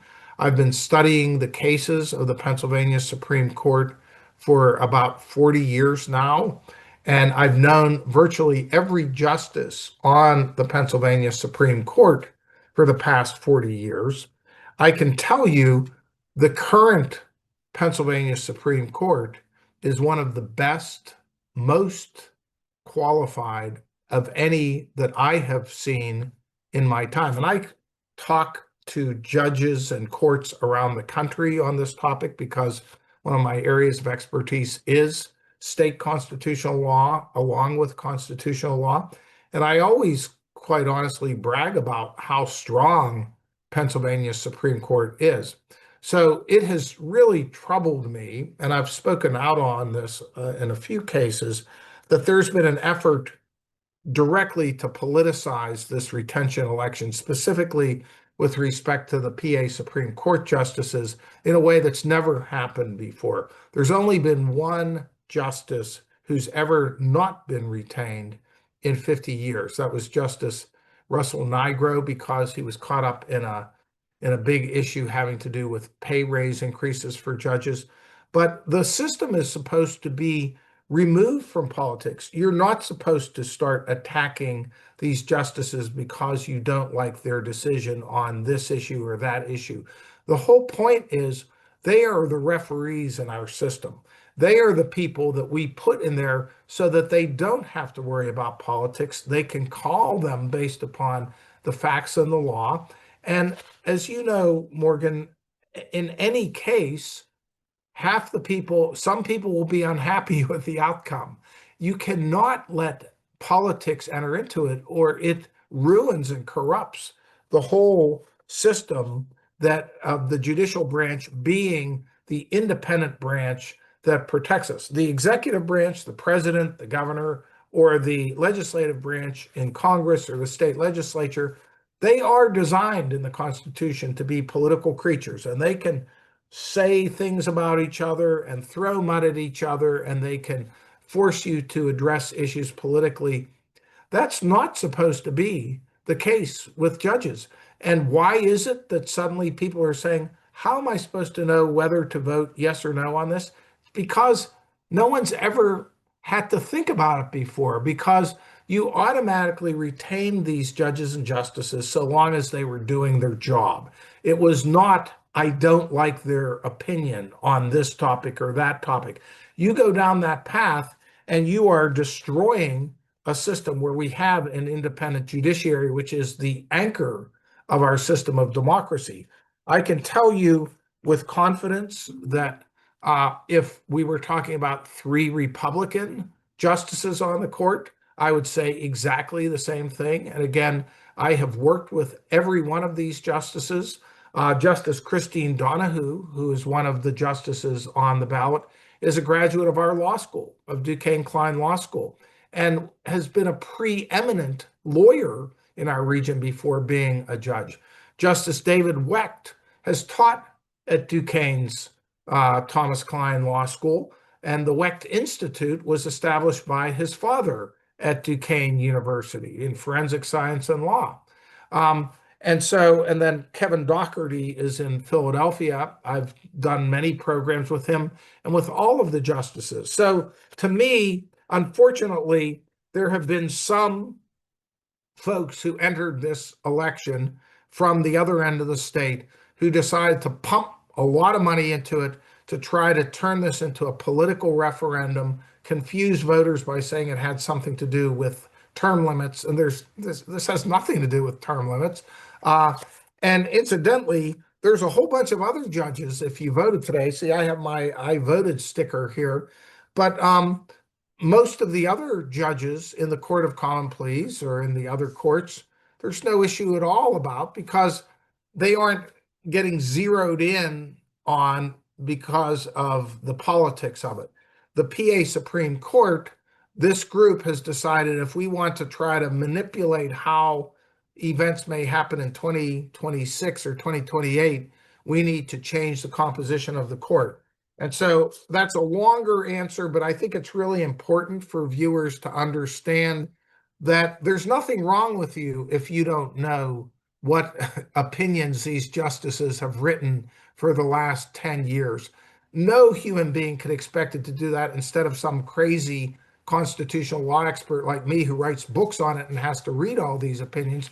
You just have to know that if judges and justices of either party or who started out of either party are doing their job fairly, are upholding the Constitution by carrying out their duties appropriately, the system in the Constitution was set up to allow them to continue in their job and be retained. This, to me, is an aberration. It's not how the system was supposed to work. I am hoping, first of all, I hope that all 3 of those justices are retained, along with all of the other judges who are on the ballot for retention, whether they were Democrat or Republican. They've all done their jobs. They've all been rated as highly qualified by the Pennsylvania Bar Association and qualified by the Allegheny County Bar Association. But I'm hoping that after this, this will stop, because it's not healthy for our Commonwealth. It's not healthy for our democracy or our judicial system, where overtly people are trying to pour money in to turn something into a political referendum when it was specifically set up not to be that way. Term limits, especially when you're talking about the United States Supreme Court, is definitely a hot topic. And do you think, coming out of this election, do you think that like a hidden ideological fight is continuing within these judges? And how would you talk to someone who comes out of these elections and still thinks that these judges are being too aggressive in their decisions and need to be removed? Are you talking about the U.S. Supreme Court now or the Pennsylvania Supreme The Court? Pennsylvania Supreme Court. Well, I don't know what it means to be too aggressive in their decisions. I mean, they're deciding these cases based on the facts, the laws that exist. I mean, I've read these decisions. We've hosted events at the law school where we have prominent lawyers and judges from Pennsylvania and around the country come in and comment on the opinions of the Pennsylvania Supreme Court. And universally, these decisions are highly respected. I don't, again, know what it means to say that a judge is being too aggressive other than you don't like their decision. I was just at the Duke's basketball game last night, and I didn't like some of the refs' decisions, but if we did not allow them to call the game fairly as they saw it, there would be no rules that we would be governed by. And so I think it's a mistake to think that voters are supposed to, start looking at judges' decisions and say, I like these, I don't like those, and therefore we're going to get rid of people. That's not how our judicial system has ever worked. Again, in the political domain, Morgan, yes, that's how you operate when you're voting for other elected officials. Judges are unique creatures. I'm on a Pennsylvania Judicial Independence Commission that was appointed by the Pennsylvania Supreme Court. And I went up to Harvard Law School and filmed a conversation with retired Justice Stephen Breyer of the U.S. Supreme Court, someone I've worked with over the years, talking about the vital importance of having judges who are independent, who are independent and not looking over their shoulders because someone is saying, I don't like that decision based upon the politics. That would be the end of our democracy if we had such a system. That film was circulated through the National Constitution Center to over 100,000 educators across the United States in advance of Constitution Day to help educate citizens, not just in Pennsylvania, all over the country, to understand that if you don't have an independent judiciary, you don't have a democratic system. And so I think, unfortunately, it has been the politicizing of some of these issues. And if you want to talk about it, we could also talk about the California referendum having to do with redistricting and the Texas redistricting. But once you start, just throwing the rules to the wind and turning these into political battles, you're undermining our whole system, and that's not good for any of us. Thank you. And yeah, California and Texas, we definitely will get to talk about that.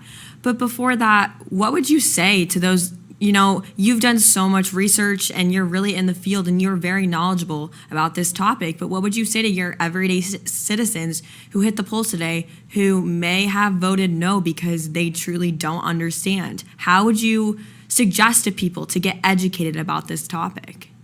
Yeah, well, I don't fault anyone because there has been such a blitz. I mean, it should tell you something when someone is pumping tens of millions of dollars into a political advertising campaign, that this money is designed to change the composition of the court. It's not aimed at, I mean, realistically, I would say to any of those individuals, have you read any of the opinions of any of these justices, any of the other justices? Probably not. I don't fault anyone for that.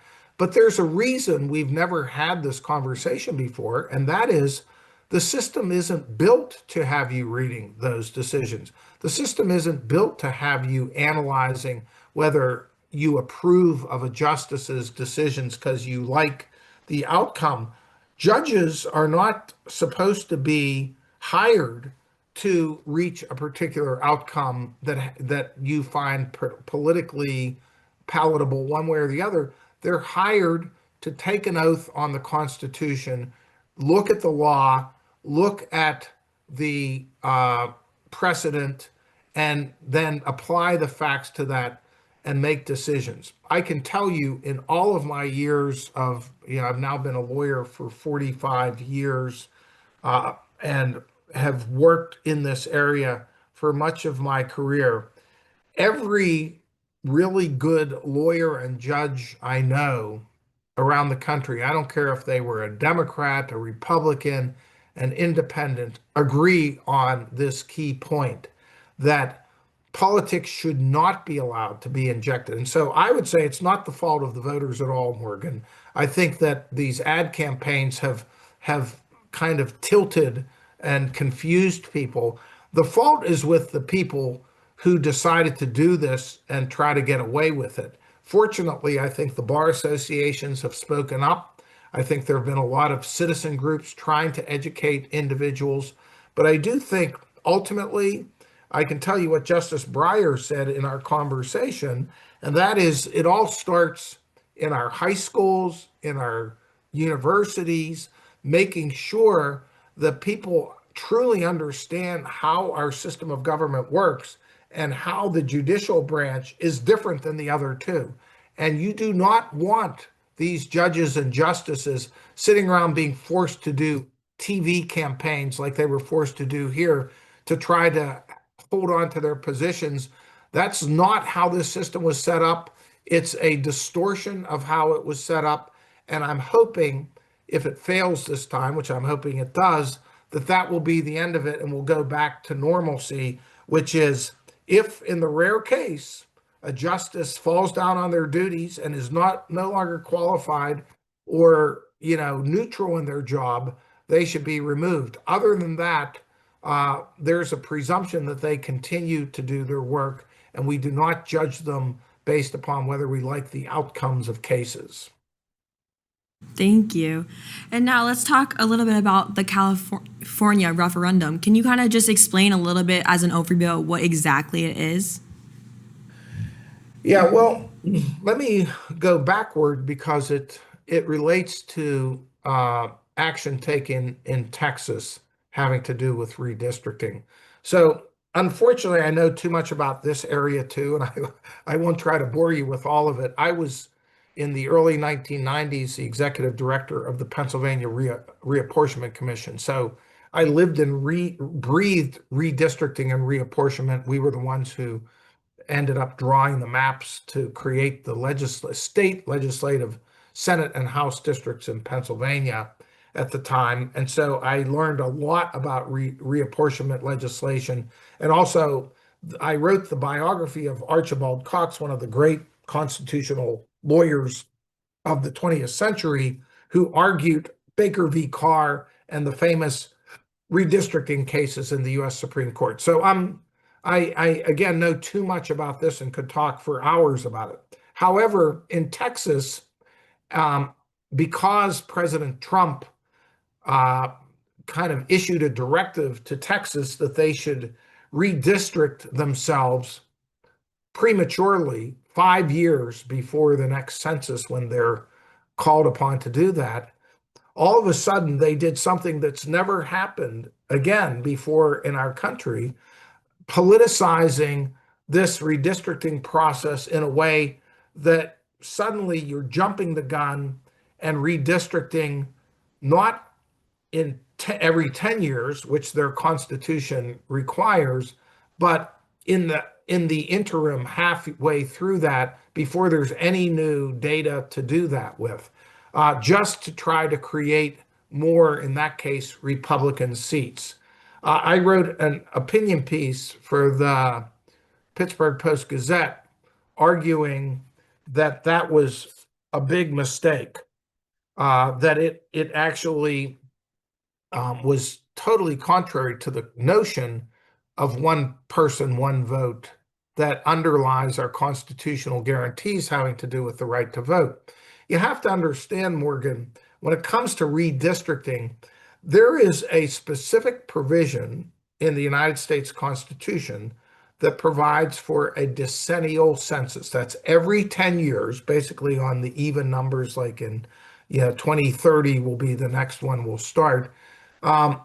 the federal government goes out and starts trying to count all of the people in the country. It's a really costly and hard thing to do. We used to say it was like trying to count ants in an anthill because they're constantly moving. If you picture the population from state to state to county, and so every 10 years, the Constitution provides that you count those people, and then you calculate how many members of Congress and how many districts each state is entitled to. And every state then does that also. And so in the case of Texas, they have a provision in their Constitution, Article 3, Section 28, that says, I'm just going to read it to let you see how clear it is. It says, the legislature shall, at its first regular session after the publication of each United States decennial census, apportion the state into senatorial and representative districts. Okay? So it's telling them they do it every 10 years after the federal decennial census when they get the new numbers. Well, they did that in 2020. What did they do here? They did another one without any new data that's reliable. So who knows what these districts are based on? And it violates their own constitution. And that was the principal point I made in my article, that they're not allowed to violate the law to do this. It may be that it may not violate U.S. law in terms of saying that we can try to gerrymander things to benefit our party, but it does violate the law when they violate their own constitution. Now, what California is doing with Proposition 50, which the governor is advocating, is trying to counter that by doing the same thing in California, because that's another rich state filled with congressional districts where they can pick up and try to counteract the 5 or 6 that Texas picked up for the Republican Party with 5 or 6 for the Democratic Party. What I said in my article is I think it's wrong in all these states. I think it's wrong in Texas. I think it's wrong in California. It's wrong in Indiana, where President Trump was trying to tell them to do it. Fortunately, I think there's been pushback in Indiana and some states that recognize that this isn't how it's supposed to work. But I understand why California is doing it, because, if you let states like Texas do it and no one else is allowed to do it, it throws off the electoral map nationwide in ways that unfairly advantage one party. What is the answer? You should follow the law in all of the states. You should not be doing this in these midterm periods. You're not allowed to do that under your Constitution. And unfortunately, because of this initial decision by Texas responding to President Trump's directive, you now have states all over the country looking to counteract and do each other. It's a waste of money. It's a waste of time. And more importantly, it is a violation of the public trust to be doing something that is not based on what your constitution in the state allows, but is totally driven, once again, by politics and trying to gain unfair advantages. And it's a real shame, is all I can say, that we've devolved into this, because it never happened before. But now that someone's doing it, it sets off a chain reaction.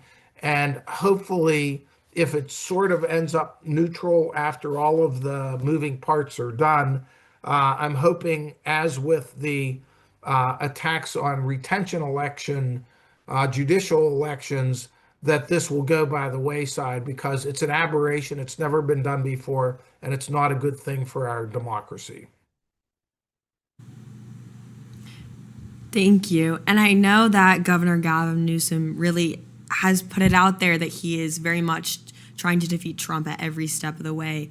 So this is definitely an extension of that in his stance. Yeah, but I would just say, to clarify that, I mean, yes, he is, and he's probably going to run for president, so he has political ambitions of his own. But very specifically, if you ask the voters, and they're doing polling in California, why they're supporting this, it's not to defeat Donald Trump. It is to counteract what is clearly an unfair maneuver in Texas to try to gain an unfair advantage in the 2026 election by doing this prematurely when you're not supposed to. And the only way, unfortunately, to counter it is to try to counter it with other states that will neutralize that and basically make it an even playing field. So I think that this is, I mean, yes, on Governor Newsom's front, I think this is clearly a political statement that he's making. But I will say that in terms of the voters, widely they're perceiving this, and I understand it, and it makes sense that if you allow Texas to do this, which was clearly not appropriate and clearly designed to slant the map to favor Republicans, to bring it back to a neutral position seems like fair play. And again, you wouldn't be in this box of trying to outdo each other if you didn't take that first step in Texas and set this chain reaction into motion.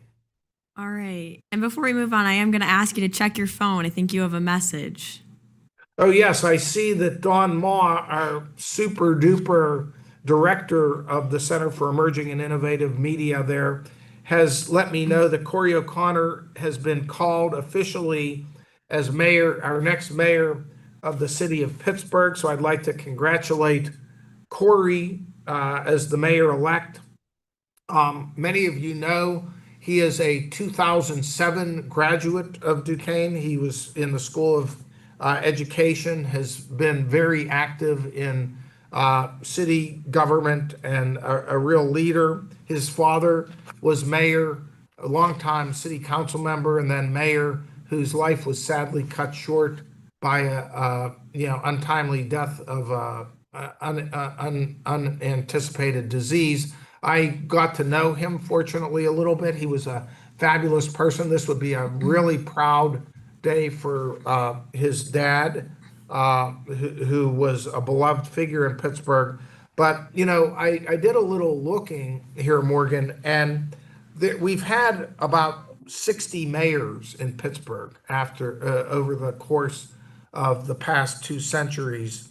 And the first Catholic mayor was David L. Lawrence, who was mayor from 1946 to 1959, became a very influential leader and ultimately governor of Pennsylvania. But Corey O'Connor will become the first Duquesne alumnus to ever become mayor of the city of Pittsburgh. So that's quite a special thing that we can all be proud of. I do want to say, I personally am very grateful to the outgoing mayor, Ed Gainey. He's been a great partner, a great friend. He's been actively involved at lots and lots of things. It came to lots of games with us at the UPMC Cooper Field House. A great partner. And so I think that he's laid the table for, created a strong foundation for more progress. And we know that Corey is going to be a great ambassador and a reflection of the values of Duquesne, in the sense that he always cares about others and advancing all individuals and all people in our community. And he's a true public servant in the very best sense. And so we're eager to work with him in the years ahead now, too. Is there, that's great news, and I know he's a Duquesne, so that's very exciting to have him as the next mayor. Is there anything else that you'd like to share here with us tonight? Well, I think you've done a good job covering this. I mean, I know that some of the elections that people have been watching nationally are the governor election in Virginia. That was already called for Abigail Spanberger, the Democrat. We're still waiting to hear what happens with the New Jersey governorship with Jack Ciattarelli versus Mickey Sherrill, the Democrat. There's a Democratic incumbent who's not particularly popular, but nor are the policies of President Trump particularly popular. So that will be very interesting to see. But I do think we're starting to see the reverberation here of some of the policies of the Trump administration being carried out in a way that voters, both Democrat and Republican, and I talk to many people, I try to be as balanced as possible, And as you know, we have former Vice President Mike Pence coming in on Thursday for my civil discourse program that will be really special. But I think, the big cuts of the federal government and workforce in what appeared to be somewhat arbitrary ways by some of the Doge cuts and the, people losing their jobs and careers as a result, and the, cuts of the SNAP benefits right now as part of the government shutdown. That's not helping anything. And I think what we're seeing is a little course correcting right now of people really of both parties saying we have to move a little bit more toward the center, which is where I think 80% of the country tends to favor in the first place. So I think that some of these elections, we're going to see a little bit of that course correction. Way too early to tell how that is going to play out in the 2026 elections, or let alone 2028. But certainly a fascinating time to be following politics in the United States. And it's wonderful that our students and faculty and staff take this keen interest. And Morgan, I think you're a natural. Maybe you'll be on national TV in a couple of years. Thank you. And thank you for spending your night here with us. You're quite welcome. Have a wonderful evening. Yes. And we'll be back very soon.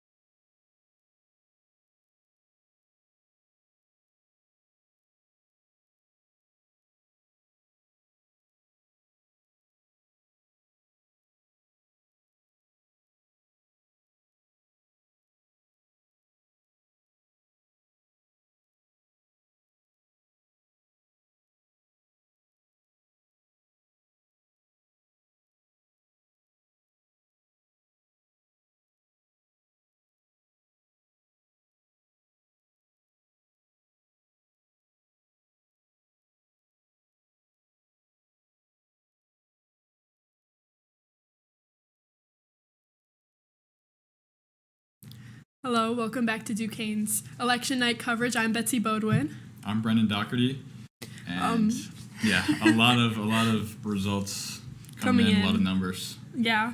So currently we now have a mayor-elect, Corey O'Connor. So Called early. Yeah, very early. There was only, I believe, 34% in, 36% of votes in when they called the race. So Corey O'Connor took a huge lead. Yeah, it's got to be pretty lopsided to call it that early. Yeah. Corey O'Connor had 24,800. Oh, my bad.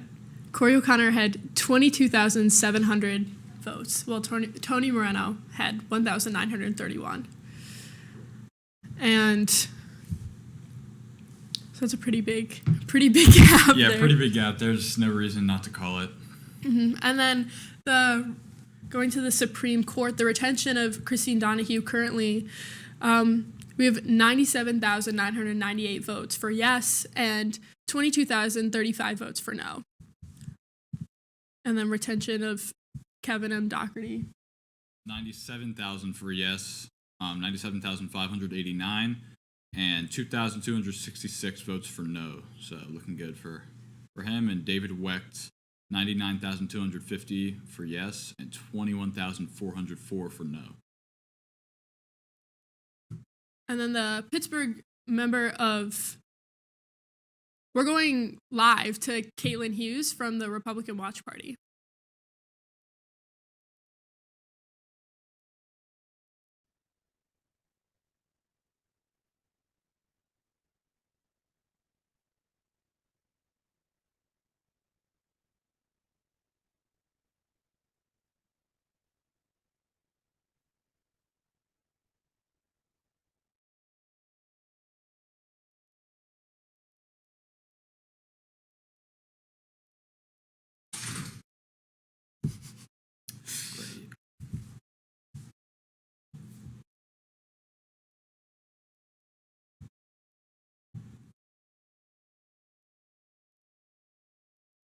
So there's really just a lot going on here. Well, Corey O'Connor defeated Ed Gainey originally in the Democratic primary. Ed Gainey's the incumbent, so yeah. In Pittsburgh, the primary is pretty much a general election because you pretty much know the Democrat's going to win. Mm-hmm. So it's not a big surprise that he won tonight. Really, the hard task was winning the primary, and yeah, he won pretty big tonight, pretty early. Yeah. And so Ed Gainey kind of left Corey O'Connor with a lot. In the Pittsburgh City paper, the Pittsburgh member of Council District 2, Kim Salinetro is currently in the lead with 2,340 votes, and Aaron Coper, 460 votes, David Tessiter, 181 votes, and 10 write-ins. And then Pittsburgh member of Council District 4, Anthony Coghill, has 2,300 votes, and Tracy L. Larger has 292 votes. Brian Naughton has 230, and there's 3 write-ins. District 6, we have the Democrat Robert Daniel Lavelle with 1,475 votes, and the Republican Jacob J. Dumont with 125 votes with 33 write-ins. So these are all lopsided in favor of the Democrats. And then going back to the Virginia governor, it was called by CNN that Abigail Spanberger received 54.9% of votes, and Winsome Earl Sears only received 44.9% of votes. And 52% of the vote is in, so it's been called by CNN. New Jersey governor, another big win for the Democrats. Mike Sherrill with 60.5% of the vote, and Jack Ciattarelli with 39% of the vote, with 28% of the vote in New Jersey right now. The Virginia Attorney General, currently 62% of the votes are in, with Jason Myers at 49% and Jay Jones with 50.6% of the vote. very close. In the Virginia lieutenant governor race, Ghazala Hashmi is the Democrat and won with 53.1% of the vote, beating John Reed, the Republican, with 46.6% of the vote. That's 62% of the votes in right now. And it's still pretty early I know. for everything. I know, but Virginia's been big tonight, and they just had a Republican governor. They had a very conservative Republican governor, Glenn Youngkin, but it always flip-flops. I was hearing earlier how much it flip-flops in Virginia. There are, Republican, Democrat, and the Democrats are winning pretty much across the board in Virginia tonight. So, and it's one term for each governor. So you're out after your first term. You can go back and run again later, but that's your one term. So a very big one. I have some research on Kim Salanetro, who won her city council election in Pittsburgh, District 2. She is most of the people running for county or for city council positions are from Pittsburgh, are natives, and she went to Allegheny County Community College and was a first-gen Irish American, so a really cool background, and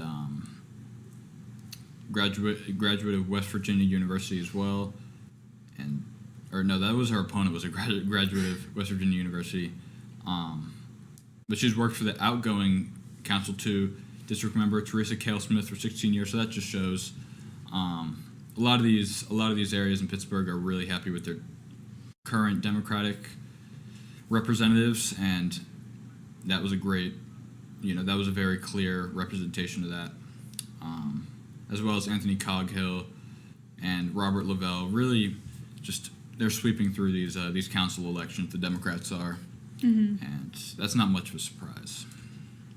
Yeah, and going back to the Pennsylvania Supreme Court, there's the retention elections for all three, Christine Donahue, Kevin M. Doherty, and David Wecht. They're all Democrats. And if the justices are not retained, an election will be held in 2027. If at least two of the justices fail to win retention, control of the court could potentially flip, which that would just be big nationally for politics. Because, well, going back to the Pennsylvania part, the governor could appoint interim justices to fill seats until the election in 2027, and those justices need approval from 2/3 of the Republican-controlled state Senate. And Pennsylvania's Supreme Court election really has national implications. Pennsylvania, as we know, is a large swing state, and the state Supreme Court could decide the fate of election laws, redistricting, and abortion limits. And not only is Pennsylvania a critical swing state, but it has also found itself at the center of a high-stakes election litigation. And just to give an idea, the big decisions that have been made by the Pennsylvania Supreme Court over the last 10 years include that in 2020, the state's high court extended the mail-in ballot deadline, which allowed thousands more ballots to be counted in the 2020 presidential election. And in 2020, the Supreme Court threw out Pennsylvania's congressional map because of what was ruled as an unconstitutional gerrymandering by the Republicans, which essentially means that the congressional map was drawn by the Republicans and had been drawn for the Republican advantage. But then in this year's race, there's been millions of dollars being poured in from state and national conservative and progressive groups, with legal experts telling the Post-Gazette that state courts are increasingly enmeshed in high-profile political battles over contentious issues such as election law and abortion. And actually, on Monday on X, the Pennsylvania Republican Party posted saying, Pennsylvania's Supreme Court has long played an outsized role in shaping our elections, especially on mail-in ballots and election law. And then they continued to argue that unchecked judicial overreach occurred under the current bench. And they made sure that they said vote no on retention and demand a court that respects the people's voice, not political agendas. And then To counter that, a statement to ABC News by the chair of the Pennsylvania Democratic Party, Eugene DePasquale, said, "This is the most pivotal judicial retention in our state's history. MAGA billionaires are trying to buy Pennsylvania's Supreme Court, and if they are successful, Pennsylvania's reproductive rights, voting rights, and workers' rights will be at risk." And he continued to say that for the people that thought Wisconsin's Supreme Court race earlier this year was important, this race is that, but on steroids. So Clearly very important. But I mean, it's a big swing state. It's a state with a lot of different perspectives, big state, and every single presidential election, the way that Pennsylvania seems to be going is usually the way that the election seems to be going. Big swing states like this. So for the court to be on one side or the other is really pivotal in this state. So I think there's good reason for why it's such a big deal. Mm-hmm. And currently at 8:56 p.m., there's a 19% of votes being counted. To retain Christine Donahue, 76.6% say yes, 23.4% say no. To retain Kevin Doherty, 76.4% say yes, 23.6% say no. And to retain David Wecht, 76.2% say yes, while 23.9% say no. So far it's, with the 19% of votes counted, it's looking like yes, but you never know.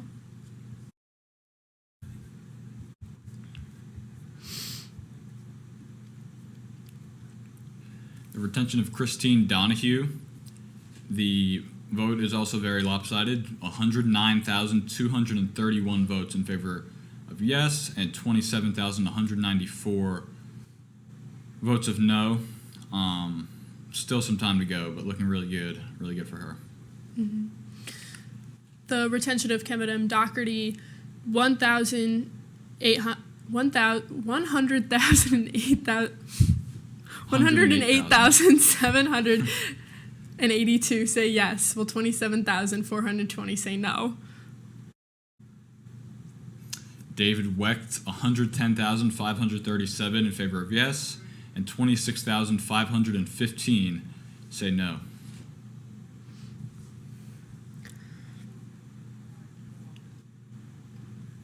And again, this is only a little bit in. We've still got quite a bit of time before we know for sure about a less than 20% of the votes are in right now. So,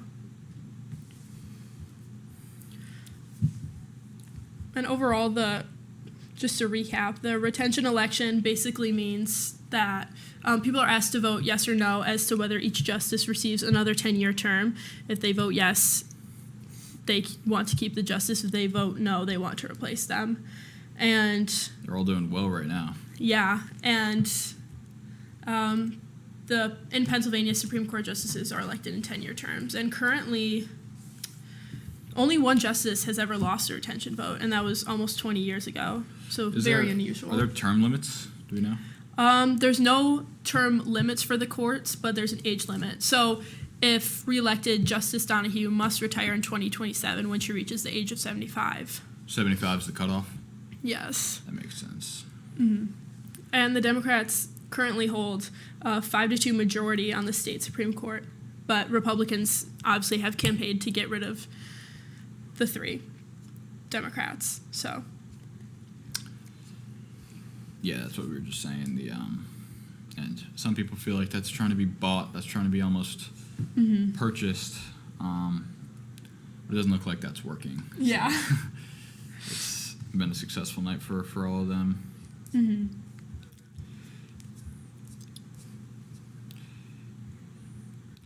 A lot of the council, the Democratic council members, a lot of them have the same values. One big one is a lot of neglected and abandoned properties in these areas. They really have really make it a priority that they want to rejuvenate some of these properties. That would be great for the economic state of various parts of Pittsburgh, and would be great for safety. Public safety on both sides has been a big topic. So very clearly some themes with these candidates and their stances, and a lot of them have great backgrounds in working, regular jobs, if you will, in Pittsburgh that help the people of Pittsburgh, and clearly a lot of these people understand the city and how it operates. Mm-hmm. So that's, at least I did a lot of research on that before this, and that's what I learned. Mm-hmm. So it's not surprising that a lot of the democratic values are staying. They're being upheld by the people of Pittsburgh in these elections. Mm-hmm. So. And we will be going to Josh Imroff at the Moreno headquarters as soon as Moreno takes the stage. So that's Moreno's speech after losing to O'Connor. Yes.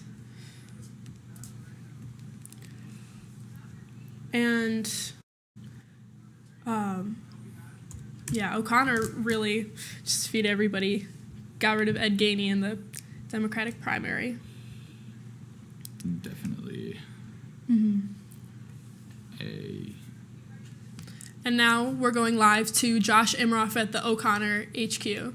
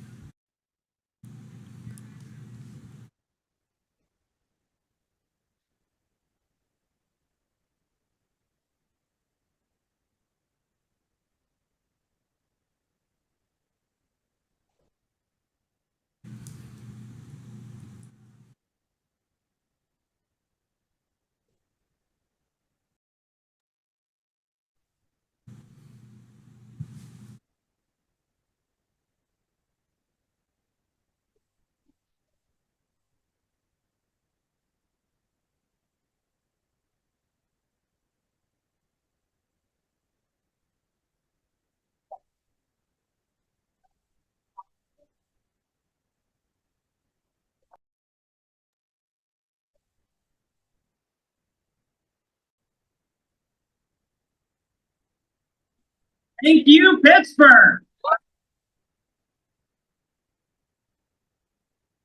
I am humbled and inspired by the great honor and privilege of serving as your next mayor.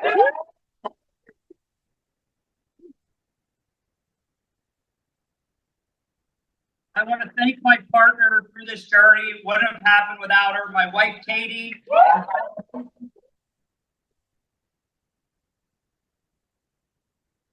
Thank my kids, Molly and Emmett. I do have to say though, just bear with me for a second. This morning started out pretty bad. Emmett woke up at 3:30. We took him to the polls. We were in front of the media. We asked him who he's going to vote for.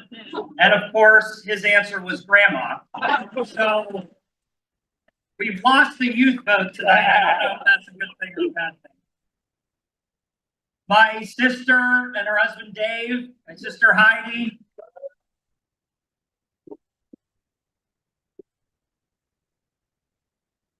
And of course, the one that had one job to do, my brother, Father Terry.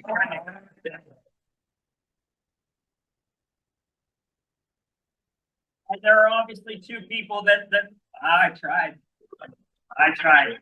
that aren't with us tonight, but I'm sure mom and dad are happy somewhere.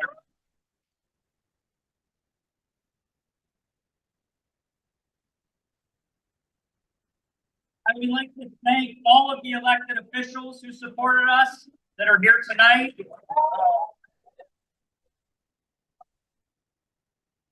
And of course, as we know, Pittsburgh is a union town. All of the unions and the labor unions.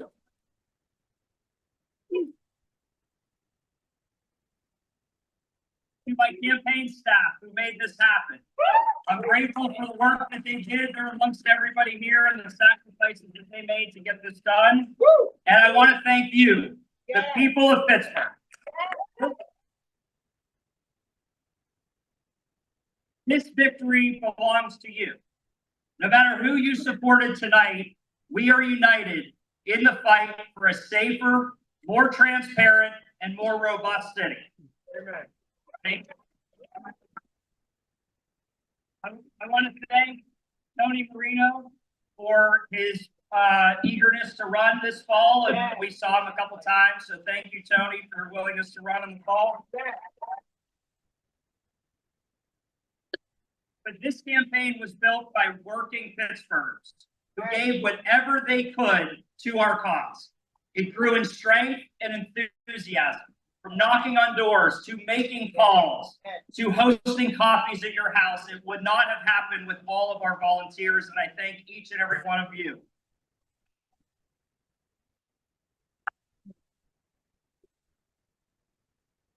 And I know that you did this because you love this city and you understand the task that lies ahead of us. After we are done celebrating tonight, tomorrow the hard work begins.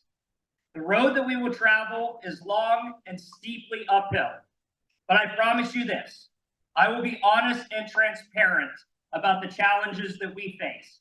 I will listen to each and every one of you. I will work tirelessly to commit to the promises that we made throughout this campaign. This victory is just the beginning, but I cannot do this alone. I'm asking you to join me in remaking this great city.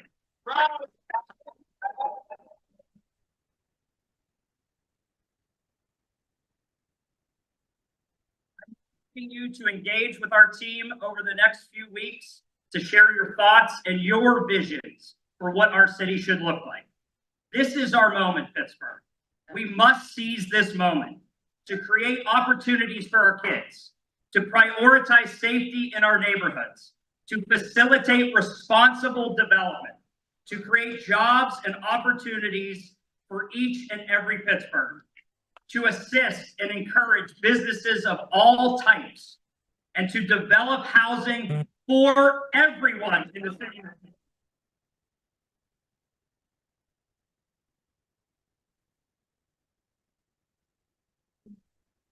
Now it's time to roll up our sleeves and to deliver on the promise of progress.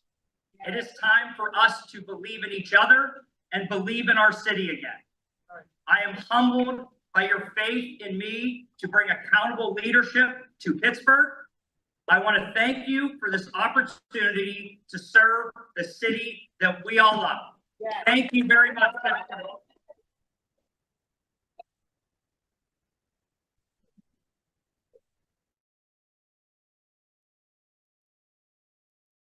We're going to go live in 2 seconds. That was a great winning speech there from O'Connor. He definitely gave a vibe of optimism that he talked about getting the city of Pittsburgh back, getting some hope back, and definitely critical of the incumbent's performance. But he also it was very hopeful. It looked like a great vibe. Of course, I mean, it's a victory speech. Talked about his family. Talked about thanked everyone around him, and great. I mean, great. It seemed like a great victory speech and just a great campaign overall. Well, and you can see kind of what Corey O'Connor is left with after Ed Gainey's time in office. And in Ed Gainey's 2021 campaign, he promised 7 things: public safety, economy, housing, environment, education, mobility, and youth. And the Pittsburgh City paper talked about which of these things that he's delivered on in his time in office. And so public safety, we did see a reduction in homicides and gun violence by 45%, and he improved police and community relations. And then with the economy, we didn't see him make that much progress. He kind of proposed plans, but none really seemed to work out. And with his promise on housing, he said, in 3 years, we got 2,000 units of affordable housing completed with 1,000 in the pipeline. And then he said that the $30 million affordable housing bond was a major accomplishment and highlights the pending overhaul of the Bedford dwellings. And he also heralds $600 million total investment plan for downtown by the city, state, and local businesses. And the investment is intended to create affordable as well as market rate units, increase safety, and improve public spaces such as Market Square. In the environment, we did see progress within the city limits, and the city is in the process of having conversations about building a solar farm on the slag heap. And part of Gainey's 2021 goal of investing in green infrastructure did come true. And he currently has an agreement with an Ohio company to have 40% of the energy here in Pittsburgh come from windmills. Education, we did not see much progress being made. It was recommended to him that he should close 14 school buildings due to the buildings being old, but with the economy plan not really going through, there wasn't much money in the budget to do these major changes. And with mobility, he's currently in progress. The cyclist and pedestrian deaths still are a challenge for Pittsburgh, and the Department of Mobility and Infrastructure has been doing different engineering projects to find out what intersections need to be fixed. Youth was really where he shined in his campaign promises. His administration had extended rec center hours around Pittsburgh and worked with the Penguins to improve Ammon Recreation Center in the Hill District. And his administration had also focused on programming, including youth internships and civic education classes. And on his re-election website, he actually talked a little bit about his concern with the youth, made it very clear that that was one of the things he cared most about. He grew up here, Ed Gainey grew up here in Pittsburgh, and he watched as his friends went to jail and childhood friends were lost to gun violence and drugs. So these experiences kind of made him want to find a path to fight for a better future for his community and the city as a whole. And then I was actually able to meet Ed Gainey when I did a package here for VODL at the Suicide Prevention Walk. He did seem very concerned with the city and the city's well-being itself. He was just very concerned with the people. So very much a good people person. Although he didn't deliver on some of the promised things in his 2021 campaign, we did see a little bit of change, which I suppose is good. Yeah, and it's hard to deliver on everything. It's hard to deliver on everything. You need support, you need backing, you need money, and it's not easy. Yeah. And there's a lot of competition, in the Democratic primaries because it's such a Democrat-heavy state. Mm-hmm. You're going to have a lot of people coming for your job, so didn't work out for him, but worked out very well for O'Connor, and that all looked great. We'll eventually go see Moreno's party and what's going on there. It won't be as great of a vibe after a loss, but it was obviously a hard-fought election, and I don't think there was an expectation there to win realistically. Mm-hmm. But we'll eventually go pretty soon.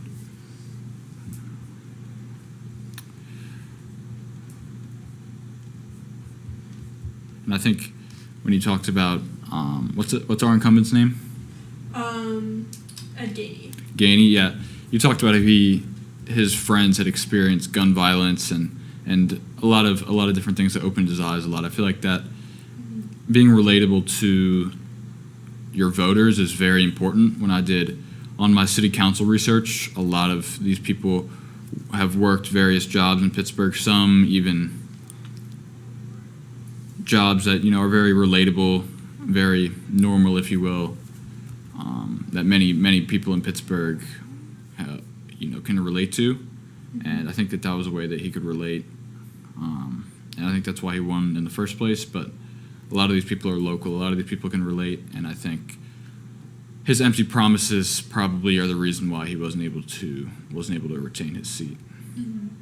Well, we kind of saw the relatable thing with O'Connor's speech. He was talking about at the beginning. I'm not sure if you could hear. He was talking about his son and how his son said his son made a joke that he would be voting for their grandma instead of his dad. Yeah, definitely. And that makes candidates relatable when they talk about their family, when they talk about growing up in that place, if that's the case. Mm-hmm. And I think that gives the candidate a lot more appeal and makes their makes a lot of people think that their words hold a lot more weight when they talk about delivering on promises for people and for people of a certain area and for families. It's very important. And my dad knows a lot about that. He worked on campaigns. I was just texting with my dad and my aunt, and they were joking about how they both worked on campaigns, so they know how these election nights work.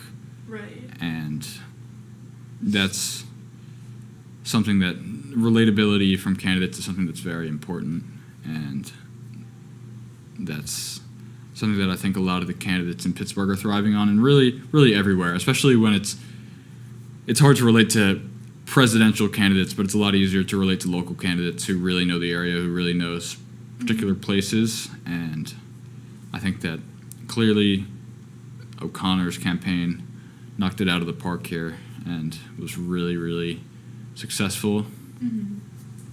And yeah, I feel like a lot of people liked what they saw in O'Connor because, you know, with the local elections, it might not seem like a big deal, but they're the people that are representing you, and especially when it comes to nationally and things like that, they're the people who will be representing you. yeah, it's different scales of elections and totally different ball games. Like when you look at our certain governor elections, it's a much bigger scale, but here in Pittsburgh, much smaller scale, and the candidates are really able to take the temperature of a place and where they're at, where the state of the city is at, or where the state of their district is at, depending on the scale of their election.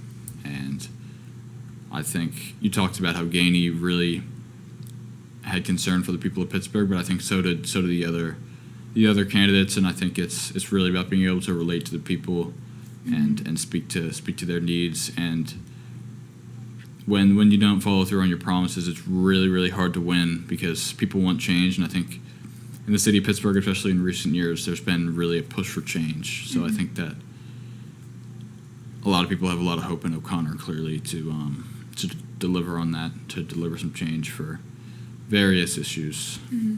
Yeah, and earlier, when I was interviewing the SGA president here at Duquesne, he kind of talked about politics is really about the people. You need to know the people that you're representing. Yeah, it's not. It's really not about you. You can play yourself up as much as you want, but if you can't relate to the people and delivering on their needs and the relevant needs and what the people are really looking for, it's really hard to win on any scale. So even an SGA election, Yeah. you have to know. You have to know. He had to know what people were looking for at Duquesne and Know your audience and what they want. their audience and what they want. And sometimes you have to change your approach based off their feedback. Your ideal approach may not be the one that you want to sell when you're running for office, because some of the wants and the needs of the people may go against your views, your personal views. So sometimes you have to alter what you're saying or the way you're saying things. It's one thing that I've learned a lot from these elections, because Yeah. it's all really tactical, and that's why you wouldn't believe how much, because I'm from DC, wouldn't believe how many staff members these people have just for one person, for one senator. It's because this is so detailed about how to win an election and how to serve your people. And to be around that, you really can tell when you're in DC kind of how this all operates, because my mom worked on the Hill, my uncle did, my aunt did, and it's definitely seeing local elections in other places, definitely a different perspective, because I'm used to the Senate and the House and all these different things. Yeah. So, but seeing here in Pittsburgh, it's a smaller scale because it's so much less of a political place. I'm able to see, okay, even just walking down the streets of Pittsburgh, you're able to see the issues that are really being talked about in Pittsburgh, because there's so much less national stuff going on. It's a lot more locally focused. So when I read about all these candidates and their issues they're focused on issues on housing, on the economy in Pittsburgh, and on the streets and keeping them paved, just stuff like that, you're able to see it a lot more when you're walking the streets of Pittsburgh, the issues that there are and the progress that the city has made, because it has made a lot of progress in recent years. So you're able to kind of see both sides of it. And with the Pennsylvania Supreme Court 2025 election, there's more and more votes coming in. Currently, we're at about 31% of votes being counted, and to retain Christine Donahue, she's got about 69% being yes. That's about 736,528 votes. No being 31%. 330,346 saying no. And then to retain Kevin Doherty, we got 68.8% saying yes and 31.2% saying no. And to retain David Wecht, we got about 68.5 yes with 709,855 votes saying yes, and then 326,978 saying no. For David Wecht? For David Wecht, yes. So they're all around the same. Not any big differences we see here between the candidates. They're all about 68% yes, 30-ish% no. So people were pretty much voting yes for everyone or no for everyone. Yeah. Because a lot of them have the same general views, Mm-hmm. and that's very important. For people pretty much have a pretty hot or cold view on how these people have done, Mm-hmm. and for the most part they're getting good reviews. So it's been a good night for them. Yeah.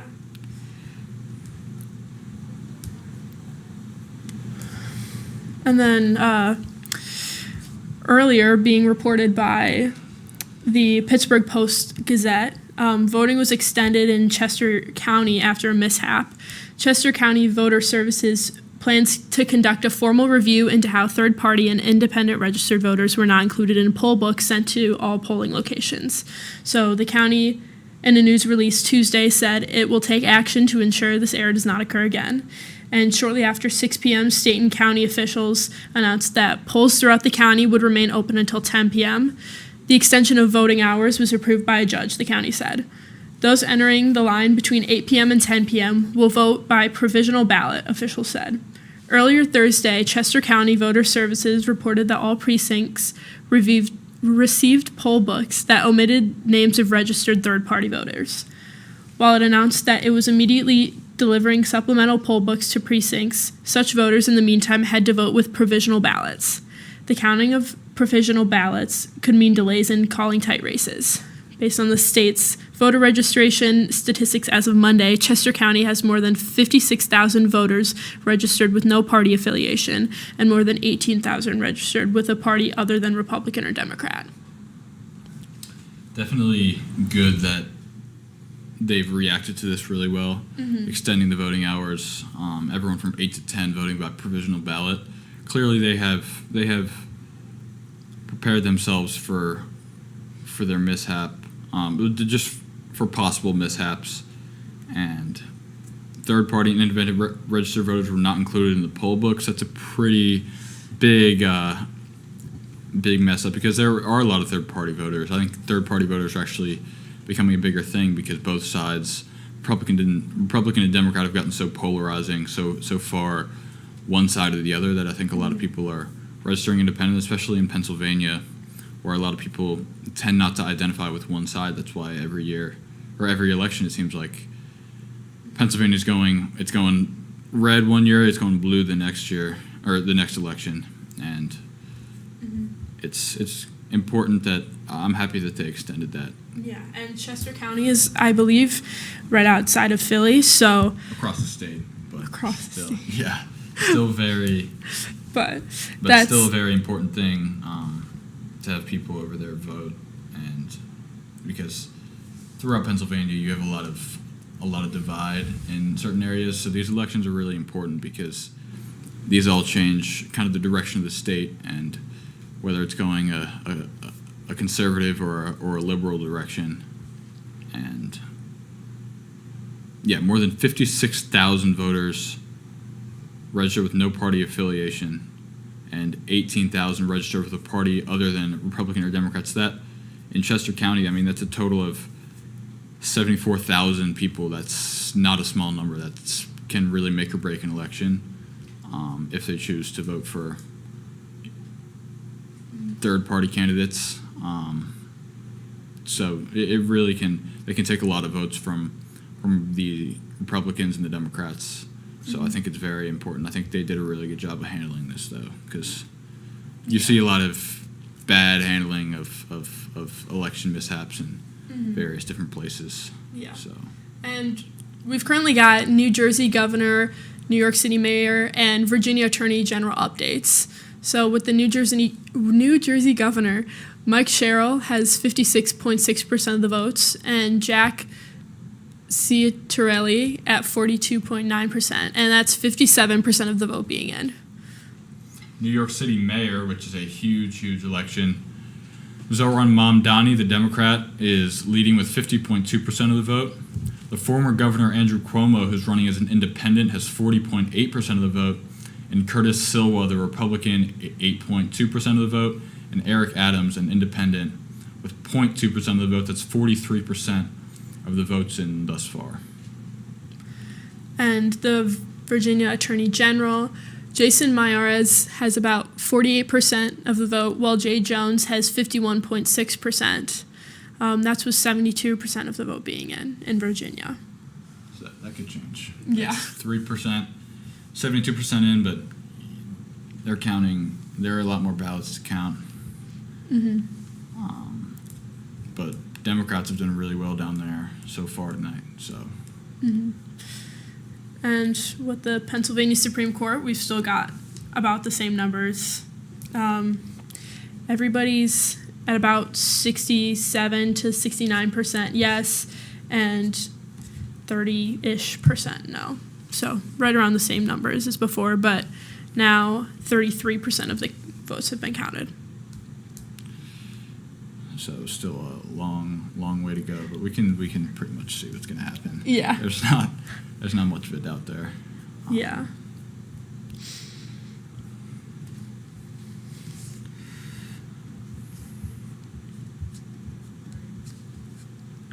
All right.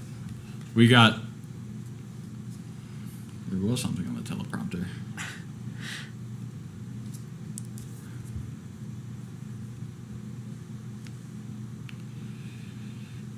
All right, we're going to go to break. We will be back soon here on election night for Duquesne University, our coverage this Tuesday night.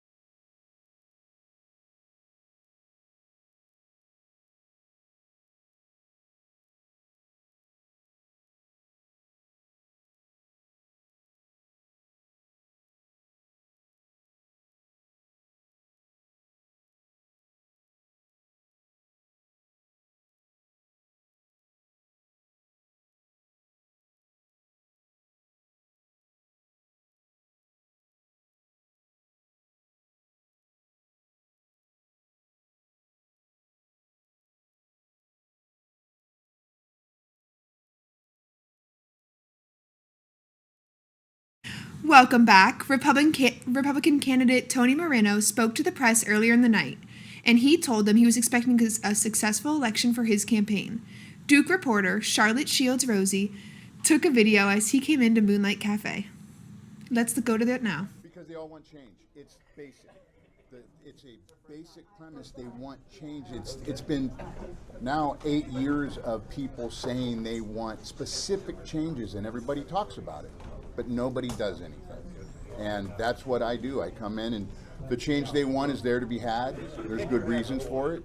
So that's what I figured out, is what the problems were, what the fixes are, if they're attainable, put that together and bring it. So everybody happens to agree with that measure, and the politics gets in the way of bringing the things forward that need to be brought. Yeah, absolutely.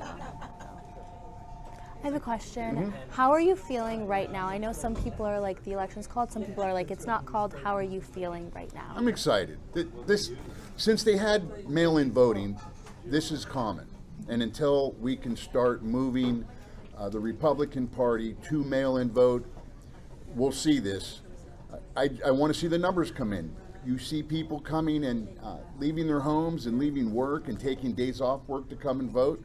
I know what it felt like when they were talking to me and everybody was excited. So I'm not worried about that right now. I know the numbers are steep. It's been the way I've been told since doing this. So I just want to wait until it comes in, and we'll talk about it then. Do you have any thoughts on the retention vote for the Supreme Court justices? I didn't see it, but I don't think that 10 years at a time is the right way to look at it. Either make it a lifetime appointment, or everybody should have to run again for a vote of retention. I don't see how that makes any sense. But we'll see how the rest of the state plays out. Everybody should have to prove themselves. You run on your record. And we see how that plays out and how people vote. So they have records to run on, and every time it comes up, they should have to prove themselves to people again. That's the way I see politics, period. We come in, we vote for people to represent us, and as soon as that vote's over, they disappear until it's time again.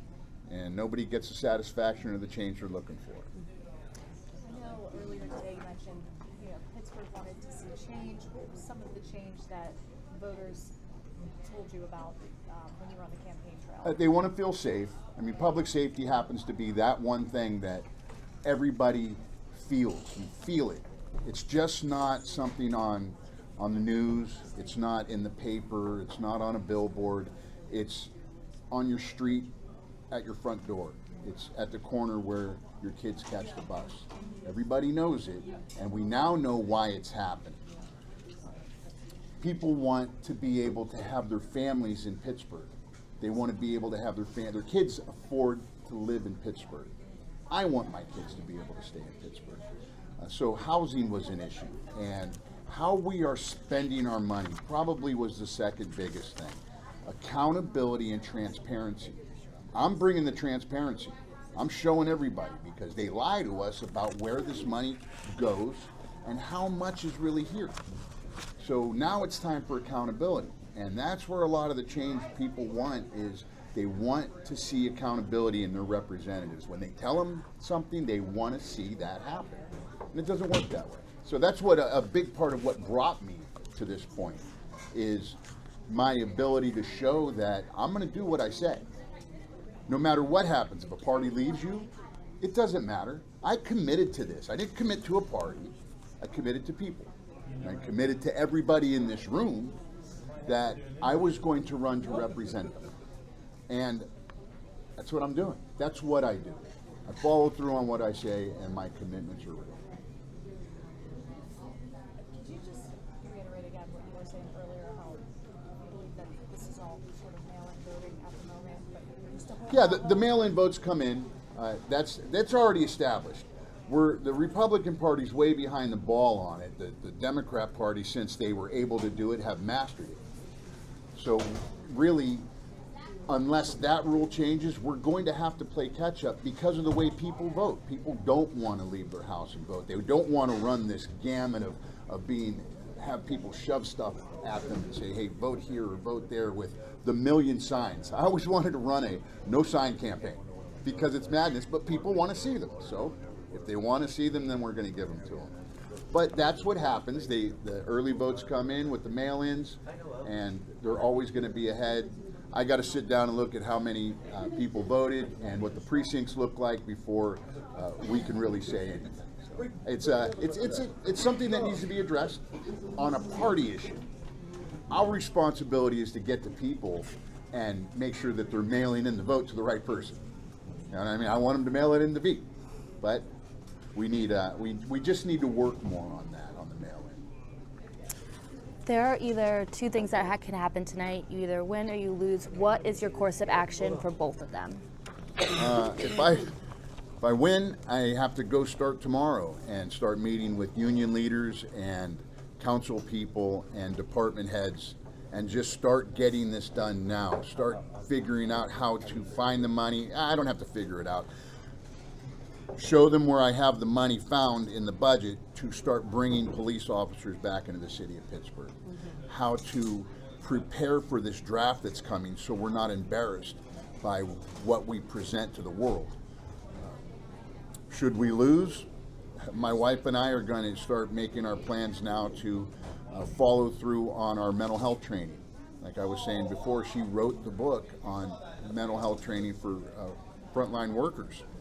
And we need to bring that to every place that has people serving the public, not just police officers. There's a place for it everywhere. So it's a very important, it's really a good program. It's internationally recognized, a crisis intervention team training. It's a certification training, and we have that. So we're going to start making pitches to make this a statewide requirement, trying to get that through MOPEC and make it a requirement for police academy graduation. So Tony, you won't run again? That's the plan, Mayor? not to run again. No, I've done it. The first time was to do that, and should I win and the people want me to be the mayor again, I'll do that again. But going forward, I don't see myself doing anything in any political position. First, this is nasty business. Politics here is gross. It's horrible. And I don't like being a part of it, but I committed to it, so I'm here. Do you ever think a Republican mayor will be a reality in Pittsburgh? The last one was in 1933. The last one before that was another 100 years, so anything can happen. People change. You know, it only takes one. It only takes that one to prove the point. And the point is, what we have now has been a deceptive cesspool of corruption in this city government. I've proven it. I've shown where the money's been stolen, and there's no follow-through. So until people get tired of it, I don't see it changing. And I thought right now is that time where people are tired of the abuse. We showed them where the money was being misspent, where it was being stolen. We showed them how there was no accountability. So, yeah, I think it's possible. I'm hoping to be that one. If not, the city of Pittsburgh is going to have to figure out what they're going to do going forward, because this can't keep up. I don't want to sit here and just try to anticipate what happens with a continuation of a Corey O'Connor mayor. I just know what's going to happen. It's the same plan. There is no new plan. And we can see how it's failing our marginalized community. They're running black families out of the city of Pittsburgh. They know it. I know it. The people that made the plan know it. So until those things all come together and people are mad enough, it'll be hard to change this. So it's not up to me. I don't know. I put myself in the position. Now people are going to choose. Anything you want to say to your supporters, the people who did all the door knocking? What did you say to them? I love them. See, it's hard to go to them and ask them to do it again. You know, it's difficult because you go through it the first time, and here you are again asking them to overcome these odds, and they are willing because they believe it. So I'm thankful and I'm humbled. It's humbling. It's not easy for me to ask people to do these things for me. It's not comfortable. It's not in my natural self. So when it happens, I'm so overwhelmed, appreciative. It's hard to express that. It's just love. That's all I can give them is love from me and appreciation. Tony, one last question. What motivated you to run again? I mean, 2021 happened, but what was inside you, or what prompted you to get back up and do this all over again? The Republican Party asked me to run, and I told them no. And they repetitively asked me to run. The Democrat Party asked me if I was going to run. They were trying to plot around it, and I didn't understand that. But when they asked me, after I told them no, that I wasn't going to run for the last time, they asked me to sit down and talk to the person that they wanted to put forward, and asked if I could help them. And that person just was not capable of bringing forward the message and the information that I had taken a lifetime, a career, 24 years of understanding in my mind how this city works, where it's broken and how to fix it. You just can't give that to somebody and have them put that out the same way.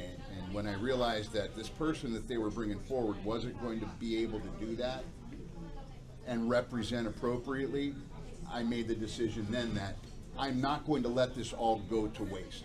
This still needs to be brought out into the public. People need to know what's going on. So that's the decision I made. I made that decision to run that. All right, let's sit down. I'm going to go check out the numbers and get something to eat. Welcome back. Now we're going to the Duke News editor, Caitlin Hughes, live outside the Republican Watch Party over in Mount Washington. Let's head to her now.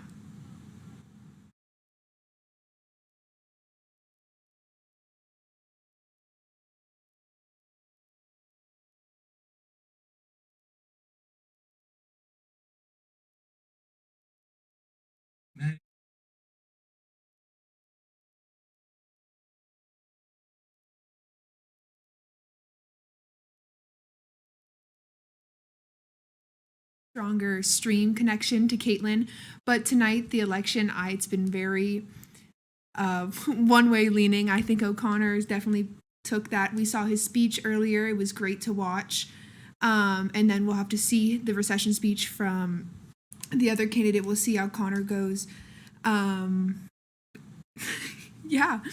Not just this election, all the elections have been very close. I know right now we're watching New York City's election as well, but they are still counting the votes. So hopefully by the end of the stream, they'll call that as well.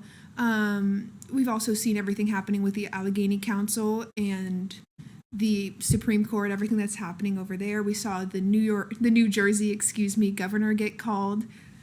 And yeah, it's a very exciting night for voters and Pittsburgh citizens and all American citizens as a whole. Yeah, I know. It's been a great night.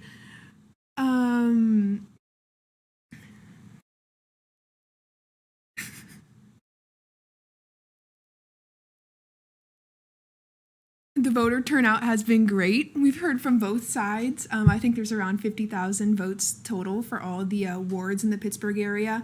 And then soon we'll also see results from Fox Chapel and all the other sort of boroughs around the city and their specific mayors. So far, a lot of the results, not just in Pittsburgh, that I've seen, have been Democratic leaning. Yes, no.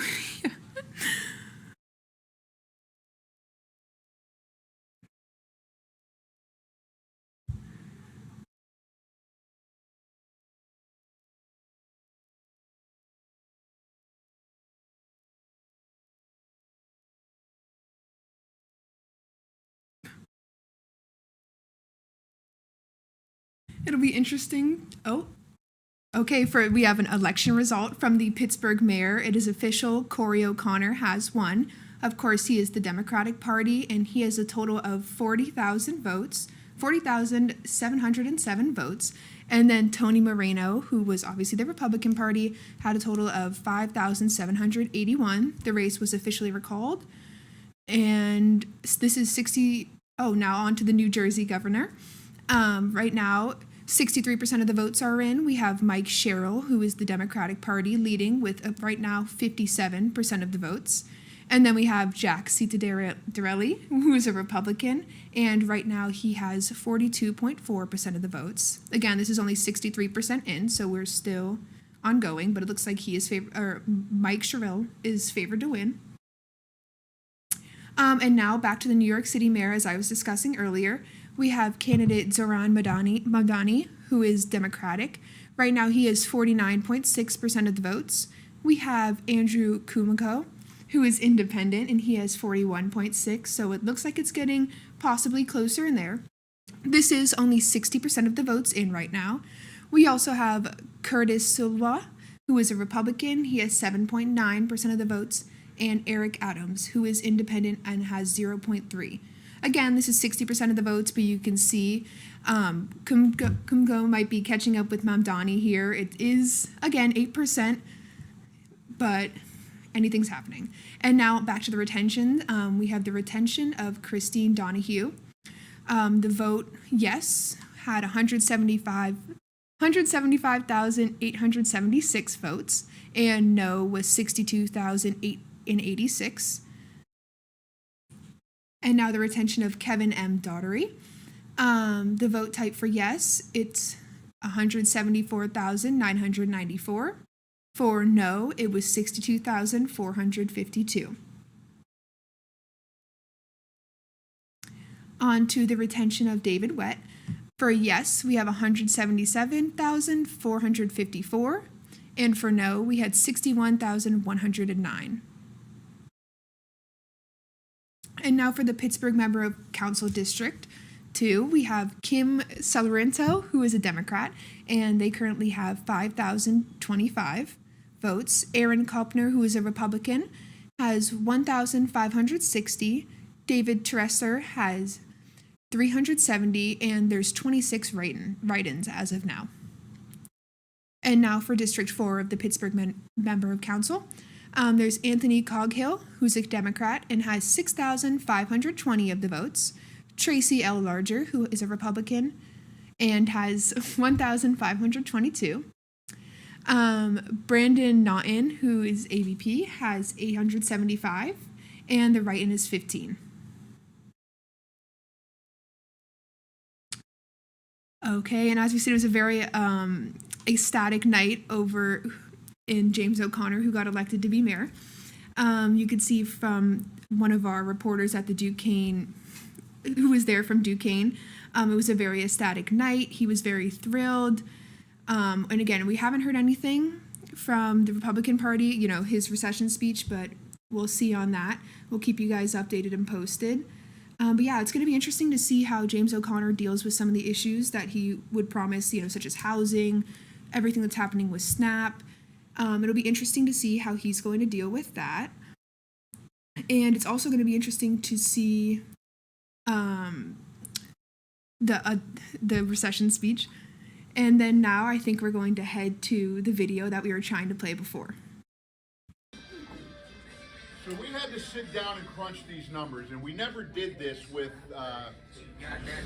groups in total because it was a plan that we put together on how to win because, everybody hears that we can't win. So we had to find a path to victory, and with Shar's help, because that's the brains of the operation over there, well, we were able to do it. And what we did is we looked at the last election, and just so you guys know that there is a small possibility that something does change here. The last election, we had this anomaly of a massive amount of votes that came in, and it skewed it, and we couldn't understand why that happened. But when you look at it, you start buckling down on the mail-in voting. Yes, the mail-in voting is going to be that off, way off, but the in-person voting. The plan was, we know that the voting turnout's going to be down. Right? That's what we all saw out there. There wasn't a lot of in-person voting. So if we can build the Republicans that would come out and vote and get them to vote like it was a mayoral a presidential election, and not get the Democrat machine excited, letting them know that we're moving and getting people to come out and vote, we can come in and win by in-person votes because everybody was staying home.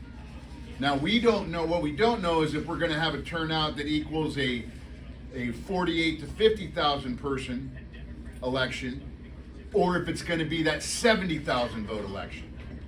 If it's the in between 50 and 70, we're going to see that we're going to get real close here. If it doesn't go that way, we're going to see the returns, and it's going to happen here. We're only at 42 out of 400. So we need to see how these are going to come in. We don't know what precincts came in. But I know all of you felt it at the door. People are coming in and in-person voting and want to vote for me. They want to vote for us. So we're going to see how that happens. Now, we're going to know the numbers. As soon as we see some of those precincts that come in, we're going to be able to say, you know what, now it's beyond pale. We're not going to be able to get to it. And we'll go from there. But I'm just letting you know, the plan, how we had it set forward, is exactly what we're looking at, with the hope and desire that we moved enough people to come out and vote in that higher voting range. So just so you know, we're over here patiently waiting. No doldrums. I know that looks bad, but have that hope, because this was our plan, folks. We knew it was going to be this way. We knew that the path to victory was difficult, but it was there. Char, it was there. She knows it. We sat down and we crunched it. It's possible. So I'll let you guys know when it gets a little more clear. But cheer up. Come on, man. Honestly. We did something here, guys. You know what I mean? We made something happen. We showed that we will come and we will fight for the things that we believe in, regardless of what they tell us. Because I'm not going to be that person, and you obviously aren't either. You're not those people who are going to sit back and be told that it doesn't matter what you think. Just shut up and sit down and take it. I'm the wrong guy, and apparently we're all the wrong people, because we keep showing up here doing this. You know, like I said in the interview, why? Because there's a problem, and I'm not okay with just watching it. I'm like you guys. Something has to happen, and I just happen to be the one that was there to do it. And I'm proudly doing it. So cheer up, folks. We still got some time here. We still got some numbers to come in. I'll let you know when it's like bummer time. All right, we just saw Tony Moreno, the Republican candidate in the Pittsburgh mayoral election. He lost tonight to Corey O'Connor, but a great speech there to a lot of his supporters. Clearly a great atmosphere there. He connects really well with his people, and I think it was going to be a very, very unlikely outcome for him to win, but he really seemed to just feel like he was the person carrying out the ideas of so many people. He was just the one to carry it out. It wasn't about him.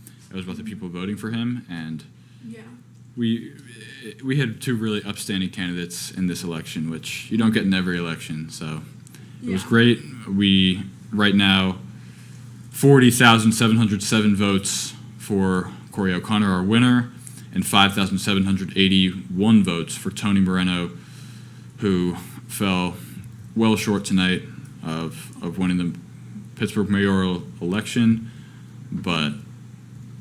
And I believe as of right now, that's about 84% of votes counted. Yeah. And with the New Jersey governor, the race has been called with Mike Sherrill as the winner with 57% of votes, and Jack Ciatarelli with 42.4% of votes. And that's with 63% of the votes in. The New York City mayor election, Zohran Mamdani won the election, the Democrat, with 49.6% of the votes. Andrew Cuomo, the independent, the former governor of New York, fell short with 41.6% of the vote, with Curtis Silva, the Republican, with 7.9%, and the independent Eric Adams with 0.3%. The race has been called for Mamdani. We are 60% of the way in. And with the Virginia Attorney General, the race has been called with Jay Jones as the winner, 52.1% of votes, and Jason Mayares with 47.5% of the votes.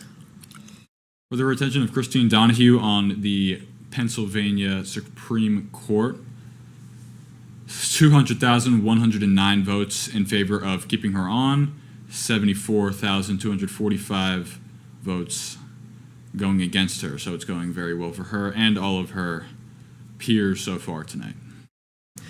And with the retention of Kevin M. Doherty, 199,095 voted yes, while 74,660 voted no. There's still some results rolling in for those, though. David Wecht, his retention vote, 201,851 in favor of keeping him on, 73,109 against. On the Pittsburgh Member of Council District 2, looks like Kim Salinetro is in the lead, the Democrat. 6,070 votes, where Aaron Koper, the Republican, has 2,024 votes. David Tessitore with 455 votes, and write-ins have 28 votes. Pittsburgh Member of Council District 4, Anthony Coghill, the Democrat, with 7,392 votes, leading Tracy L. Larger, the Republican, with 1,762 votes.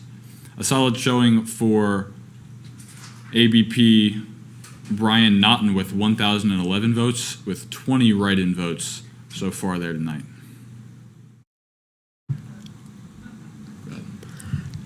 Pittsburgh Member of Council District 6, Robert Daniel Lavelle, 4,911 votes for him, while Jacob J. Dumont, the Republican, has 435 votes and 134 votes for write-ins. District 8, no Republican candidate on this ballot. Erica Strasburger, the Democrat, with 5,048 votes and 86 write-ins. So, not too hard for her. Mm-hmm.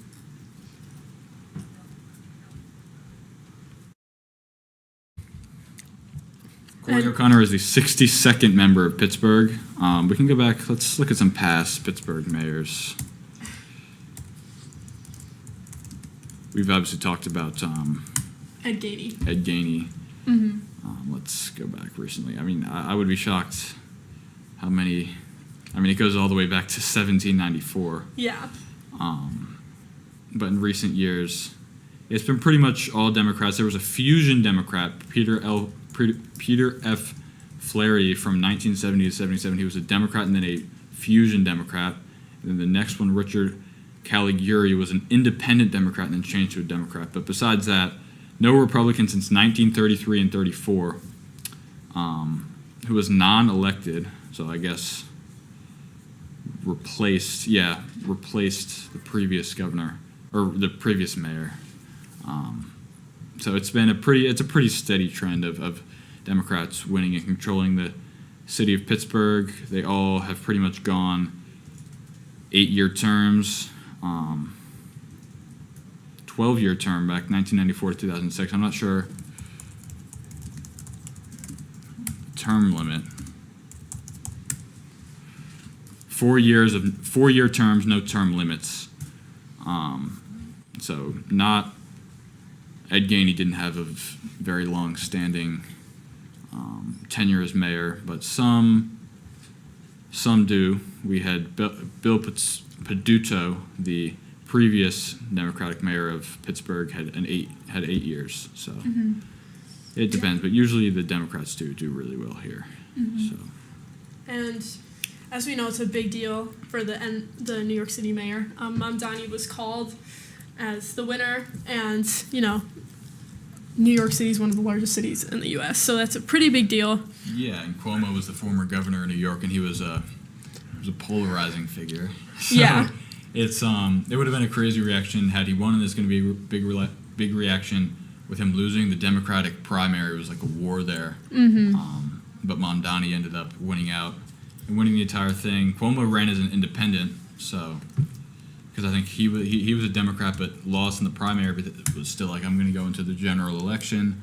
Mm-hmm. Ran as an independent and had about 40% of the vote. Didn't do terribly, but wasn't able to win.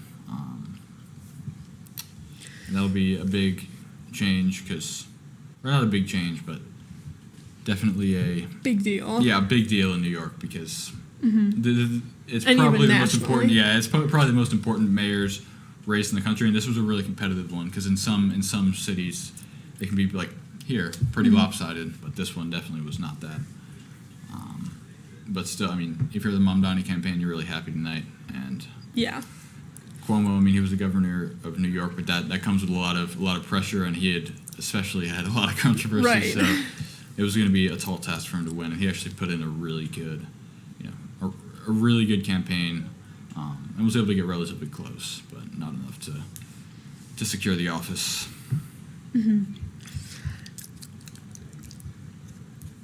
I think was Eric Adams the sitting? Yeah, he is the sitting mayor of New York City, but yeah, he dropped out, so that's why he only had because I was like, why did the sitting mayor have only 0.3% of the vote? But that's why he dropped out. I think he knew what his fate was going to be before the election. So Yeah. It's kind of a big deal that in Pittsburgh, Ed Gainey was hoisted out in the Democratic primary. yeah, it's really hard. There's a lot of pressure on you as a mayor of any major city. So it's almost being an incumbent's kind of a curse in some instances. I guess just depending on the job that you've done, but those two didn't fare very well. Yeah, because with the Democratic primary, there was Corey O'Connor won with 52.7% of votes, and Ed Gainey won with 47% of votes, with 0.3% of votes going towards write-ins. So. Yeah. But definitely showing that Pittsburgh wanted a change after Ed Gainey. Yeah, Pittsburgh definitely wanted a change. And I think we'll see. I mean, when you vote for a candidate in the same party, you're hoping for different results, but definitely some similar values there. So we'll see how it shakes out. Over the next few years, but Pittsburgh definitely wanted to change, and they at least have gotten it in terms of changing who's in the seat. So we'll see the product of it unfold over the next few years. Yeah, and I think for people who live in Pittsburgh, it's going to be a big deal, especially since I feel like a lot of people think that Ed Gainey didn't make that much of a change, at least based off of his promises. So we'll see if people are happy with how O'Connor goes throughout his term. Yeah, that's why sometimes you don't make too many tall promises because it can win you an election, but then when you don't follow through or aren't able to follow through, it can have some big repercussions. consequences. Yeah. Some serious repercussions, and that's I think what happened in this case.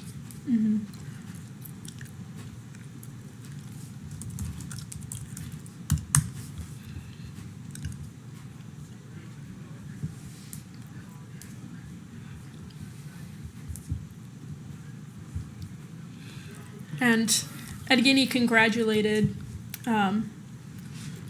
O'Connor, and he said,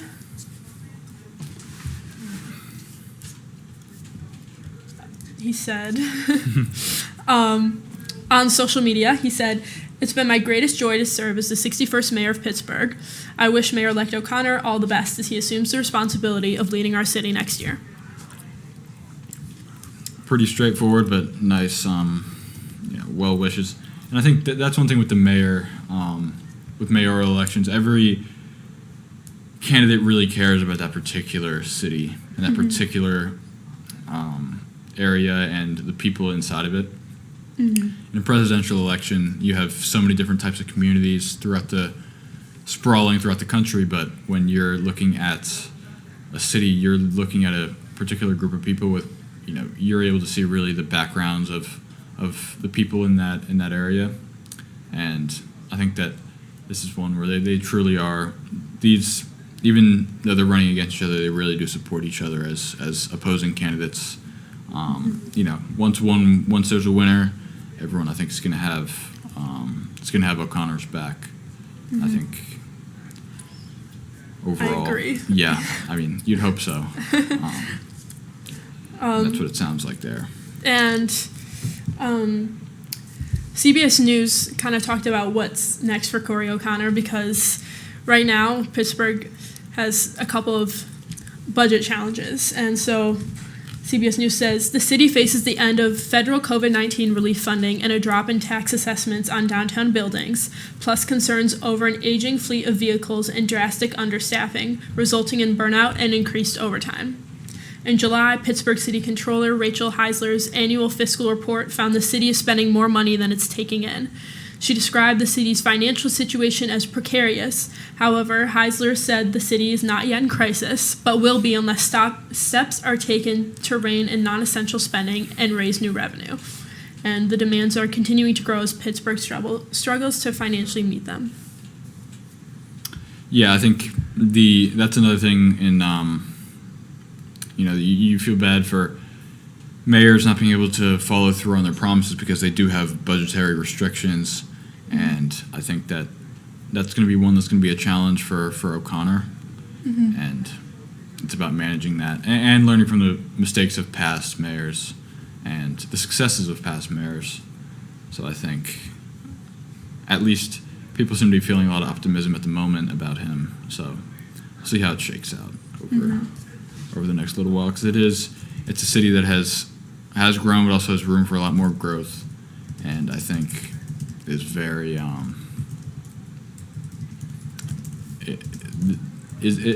the people are eager to see changes and to see growth because the city has a lot of potential. And I think that it wouldn't be such a big deal if the city didn't have potential, and if the city didn't have citizens that really cared about furthering it. And it's great city to go to college in, that's for sure. Yeah. So I think even students here would agree with that. So I think this night is very important, even if it's one where you kind of know how the results are going to shake out. So. And one thing I'm not sure if you guys were able to hear during O'Connor's victory speech, he says, "I want to thank you, the people of Pittsburgh." And he said, "This victory belongs to you. No matter who you supported tonight, we are united in the fight for a safer, more transparent, and more robust city." So he's kind of campaigned on a promise to move the city forward, and hopefully we're able to see that. Yeah, hopefully. And I mean, he said that he's trying to unite the people whether they voted for him or not, because I think everyone wants they want success for the city, and so in some ways people have different views for what success looks like, but I think to have a safer, cleaner, and more financially successful city with thriving businesses and a thriving housing market and housing economy, I think seems to be, when I did my research, that was what I saw. And it looks like they called the judge races, so we're going to go to the results now for the races for the judges of the state of Pennsylvania. So with the retention of Christine Donahue, it's been called 219,590 voted yes, and 84,081 said no. So she'll be staying on. Yeah, she'll be staying on. As will Kevin M. Doherty, who received 218,418 votes of yes and 84,543 votes of no. And the retention of David Wett, he'll be staying with 221,462 of the votes being yes and 82,832 being no. So he'll be staying in.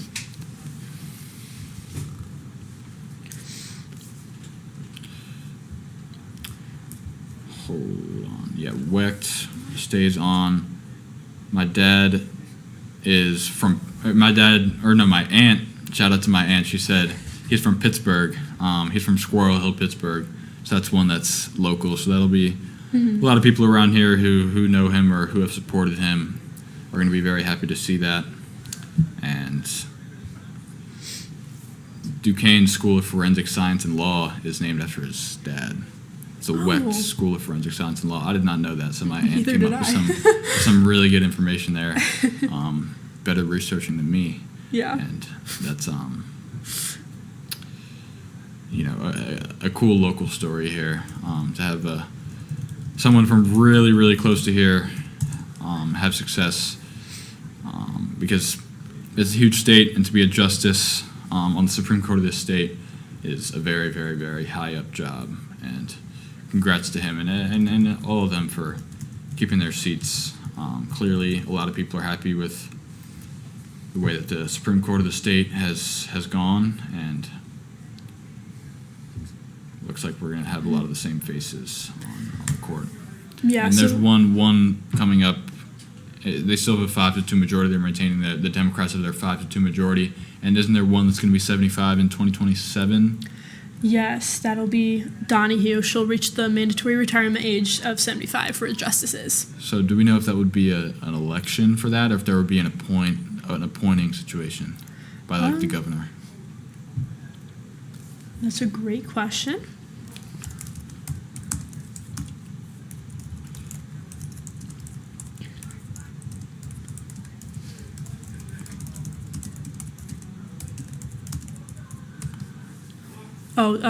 Doherty and Wecht won the 10-year term, so Donahue will be forced to retire.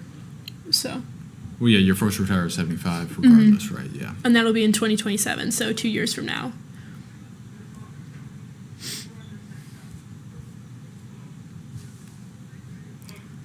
And so now we'll be going to an exclusive interview with Marino and Charlotte Shields Rossi. I'm very comforted at the people that have come and helped us, because it's real. It reinvigorates my belief that when people come together for a common cause, we all move forward for that same thing. And win or lose, we're in agreement that this is what needed to be done, and this is how we needed to go forward without fail. There's no quitting this because it's important. So I am so happy that we were able to do that, despite the Republican Party turning away from me. We were still able to coalesce and put together people that really, really cared about our city. And that's really ultimately what it's about. It's taking care of our city. And my hope is that something changes and they do better things.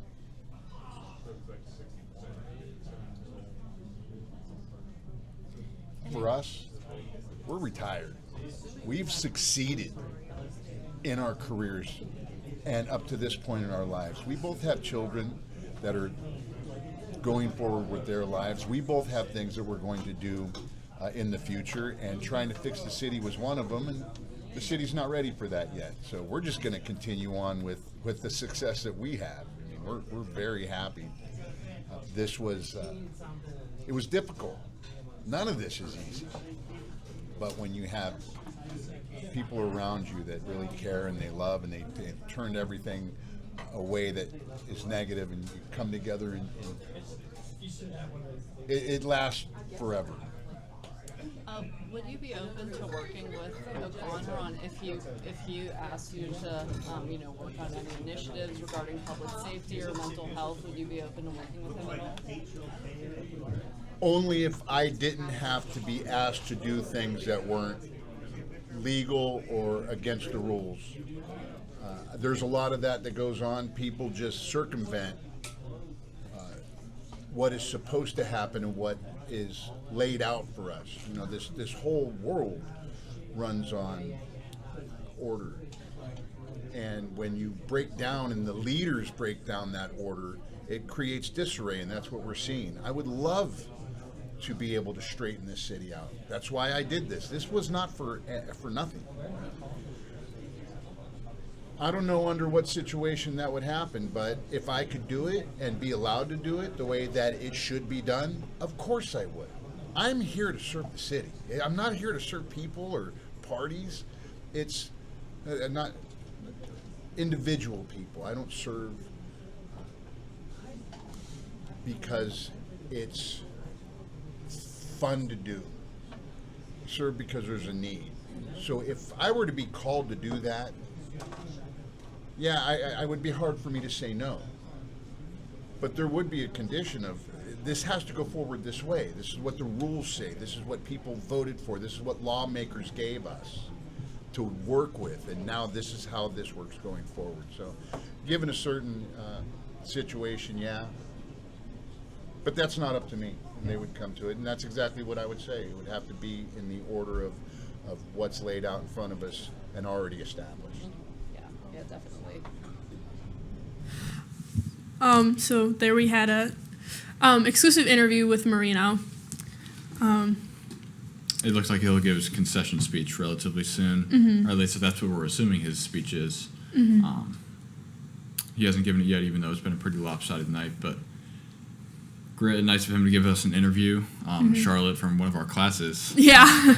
Shout out to her. She did a really good job with that interview and with the coverage of the Moreno side. Obviously not the fun night that you saw on the O'Connor side, but definitely a great interview there, and you can see a guy that really cares about the city and cares about its progression, whether it's him holding office or not. And he clearly has plans to still be active and involved in the city, which is what you want, regardless of party or anything like that.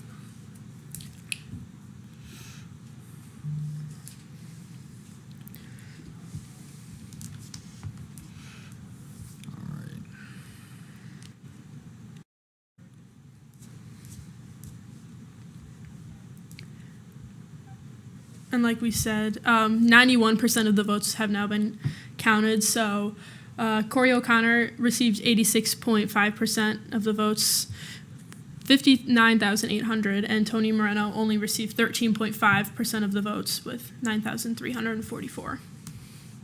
So quite a bit of a gap there. Yeah, and they called it at 30%, so yeah, it doesn't look like the results, the percentages haven't changed much. But it's not like Moreno's refusing to give a concession speech. He's been talking to people and been really upstanding in defeat tonight. And that was a great interview there by Charlotte.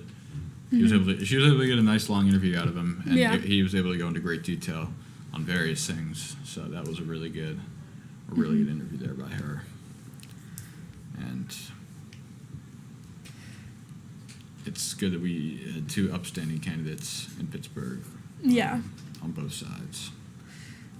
Yeah, and then obviously with the call with the Supreme Court justices of Pennsylvania, the numbers stayed about the same, with about 60% saying yes and 39 saying no for each candidate, right about there, with 65% of the votes counted. But obviously it's been called by AP. Yeah.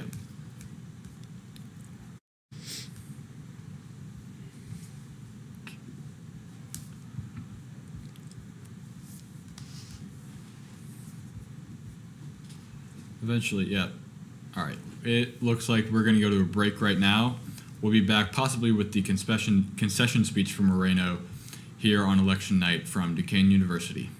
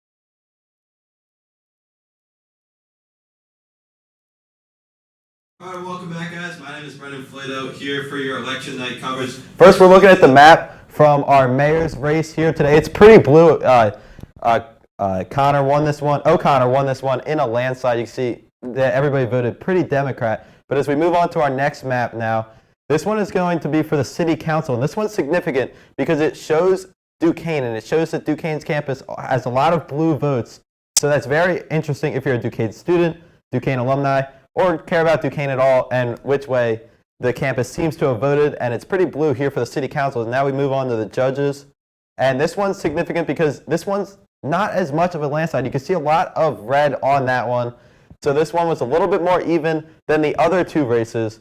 But it's still going to be interesting to see as these maps progress throughout the night how they seem to change. Now we're going to send it to Moreno and our reporters there. It appears that Moreno is giving a speech. Come on, Northside. I'm gonna get away between you guys. Appreciate you. Oh, hey, Jacob. Sorry. Let me suck it in. All right, you guys set? Go to Okay. Tony. Hello, Pittsburgh. I want to tell you first, thank you so much for allowing me to do this, for bringing me into the city, to allow me to represent you in the change that everybody's asking for. I want to tell everybody here that's around me, thank you from the bottom of my heart. Everybody that's here has been with me when we first started to do this because everybody wants change. For everybody that's not here that went out and did that work, that hard work with little money, thank you so much for doing that. I know how much you gave. I know how much you put forward, not only physically, but emotionally. This isn't easy. So I want to tell you all, thank you. I appreciate it, and I love you for it. Team Red, you were there with me from the beginning. If anybody doesn't know, it's just a group of people that are really excited about bringing truth to the political world, bringing people in that are really going to make changes and be honest about it. They were with me from the beginning, and they're with me here at the end. People in communities, I want you to stay positive. Out there in the city of Pittsburgh, I know we're getting our butts kicked, but if you stay strong and you keep holding people accountable and you keep doing what we're doing now, they're going to feel it. They're going to have to change. You see what happens when you confront them with the truth and you prove it. That's the important part. Do not say things that you can't prove or that aren't true. Don't embellish. Tell people exactly what's happening, exactly where you're spending their money. Show them what happens by utilizing body camera video. Keep our leaders accountable. It's up to you on the streets, in our neighborhoods, to do this. Because until we get leaders in position that will do it, it's up to us to make that happen. So I encourage you, stay involved. Don't let this be something that turns you away. You have to use this. Use the lessons learned here to build.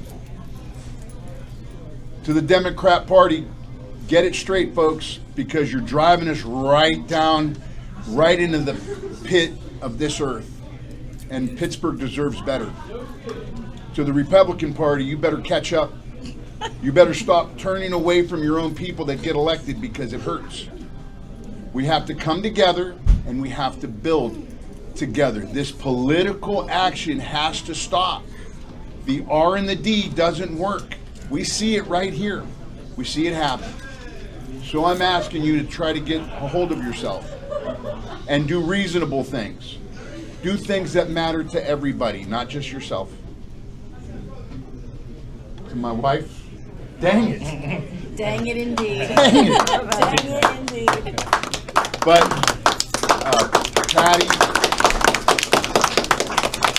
Patty stepped in when the plan got broken, when the Republican leader decided he didn't want to answer the question on why the Republican Party voted for Corey O'Connor to be the county controller and why the Republican Party brought money to Corey O'Connor to run his race. That's all we asked, and That made them mad. But those are truthful questions that need to be answered, and they still haven't been. So get a hold of yourselves, Republican Party. Know what's happening. Go to your people and find out what's not working and what did. Because right now it's not working. We have to come together, Pittsburgh. We have to show everybody that we can do this.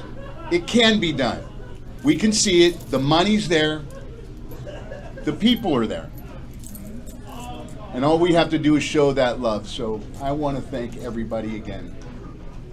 And thanks, Mom. Oh. She's in California watching right now, and I know she's proud. So I love you. And Pittsburgh, I love you. And I hope, and I pray that going forward, Corey O'Connor, you do us right. Good luck. This is what you were trying to get to, and you're here now.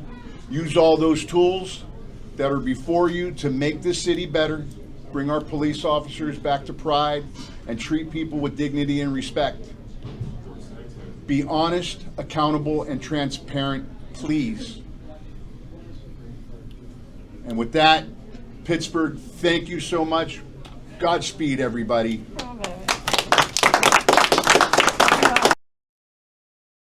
All right, everyone, and welcome back into the Union Broadcast Studio. I'm Brendan Flato here with Madeline Gromlin. We just heard from that speech there, the concession speech for this election.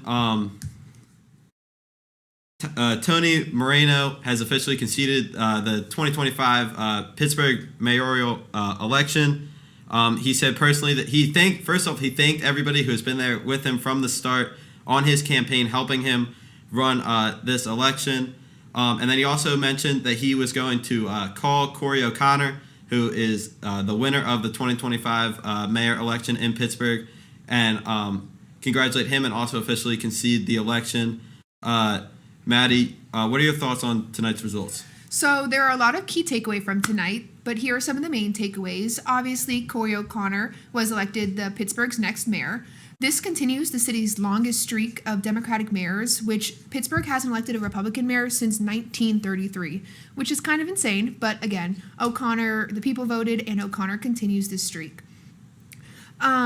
His campaign really focused on city finances, public safety, and affordable housing, which are all primary issues for Pittsburgh citizens. Voters showed concern about downtown vacancies, budget shortfalls, and crime. And the Allegheny City Council races kept the local government under the Democratic control as well. 8 out of the 15 seats were up for election, and the Democrats retained a strong majority. Republicans picked up the modest support in some suburban districts, but made no major gains, which can also be seen similar to the mayoral election. Judicial races largely favored Democratic-endorsed candidates as well. The retention votes for sitting judges were mostly approved by pretty wide margins, as we can see from our coverage tonight. The results reinforced the region's Democratic lean in judicial elections. And the turnout was only moderate for the municipal election. Mail-in ballots played a smaller role than the pandemic-era elections, but they still influenced race calls. Key issues that shaped this election, were city finances. As I mentioned before, it's how to stabilize Pittsburgh's budget amid declining tax revenues. It's public safety, like filing police vacancies and improving community trust. Housing and revitalization, which addresses affordable housing shortages and neighborhood investments, and infrastructure, which updating the aging public system and services. So what comes next? O'Connor will take office in early 2026. With this, he will inherit the budget challenges and decisions about key city appointments, and including a new police chief. The county and city governments will likely work closely together on housing, transits, and recovery. And political observers say this election reaffirms Democratic dominance, but shows a growing demand for accountability and results throughout both parties. So I know you want to talk about Little O'Connor. Who was he as a person, and what can we hope to see from him in the future? Yeah, so Corey O'Connor, he's a Pittsburgh native, Pittsburgh lifer, if you will. He went to high school at Pittsburgh Central Catholic. And then, obviously, he went to Duquesne University and graduated in 2007. And he's worked in Pittsburgh and Allegheny County in multiple roles for most of his political career here.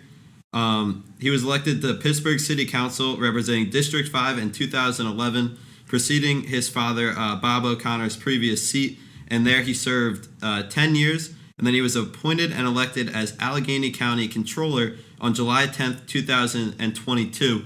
Recently, O'Connor ran against current Pittsburgh Mayor Ed Gainey in the primaries, where he defeated Gainey, and now he is being elected as the new mayor of Pittsburgh here in Allegheny County. Some of his emphasis are on the city budget and as from his role as controller, he positions himself as someone who can manage some fiscal constraints. He also focuses on housing, more importantly, affordable housing. He pledges reforms of permanent and zoning to accelerate housing production, making Pittsburgh every family's first choice, and that's a quote from our new mayor. Neighborhood-focused growth, public safety and city services, and then economic development and permitting, focusing on the public safety and city services. He wants to bring in more police officers to the city, and another thing he wants to work on is transparency from the mayor's office to the people of Pittsburgh, making sure that they're on the same page with all the stuff that he is doing in office, which is what a lot of mayors say when they get elected. But we'll see if Corey O'Connor can do that. Maddie, do you have anything you want to add to that about O'Connor? No, but let's talk about what happens to Ed Gainey, who was the former mayor, and then the losing opponent, Tony Moreno, after the election. So Ed Gainey, he lost the Democratic primary to Corey O'Connor, so obviously Gainey will leave office when O'Connor is inaugurated.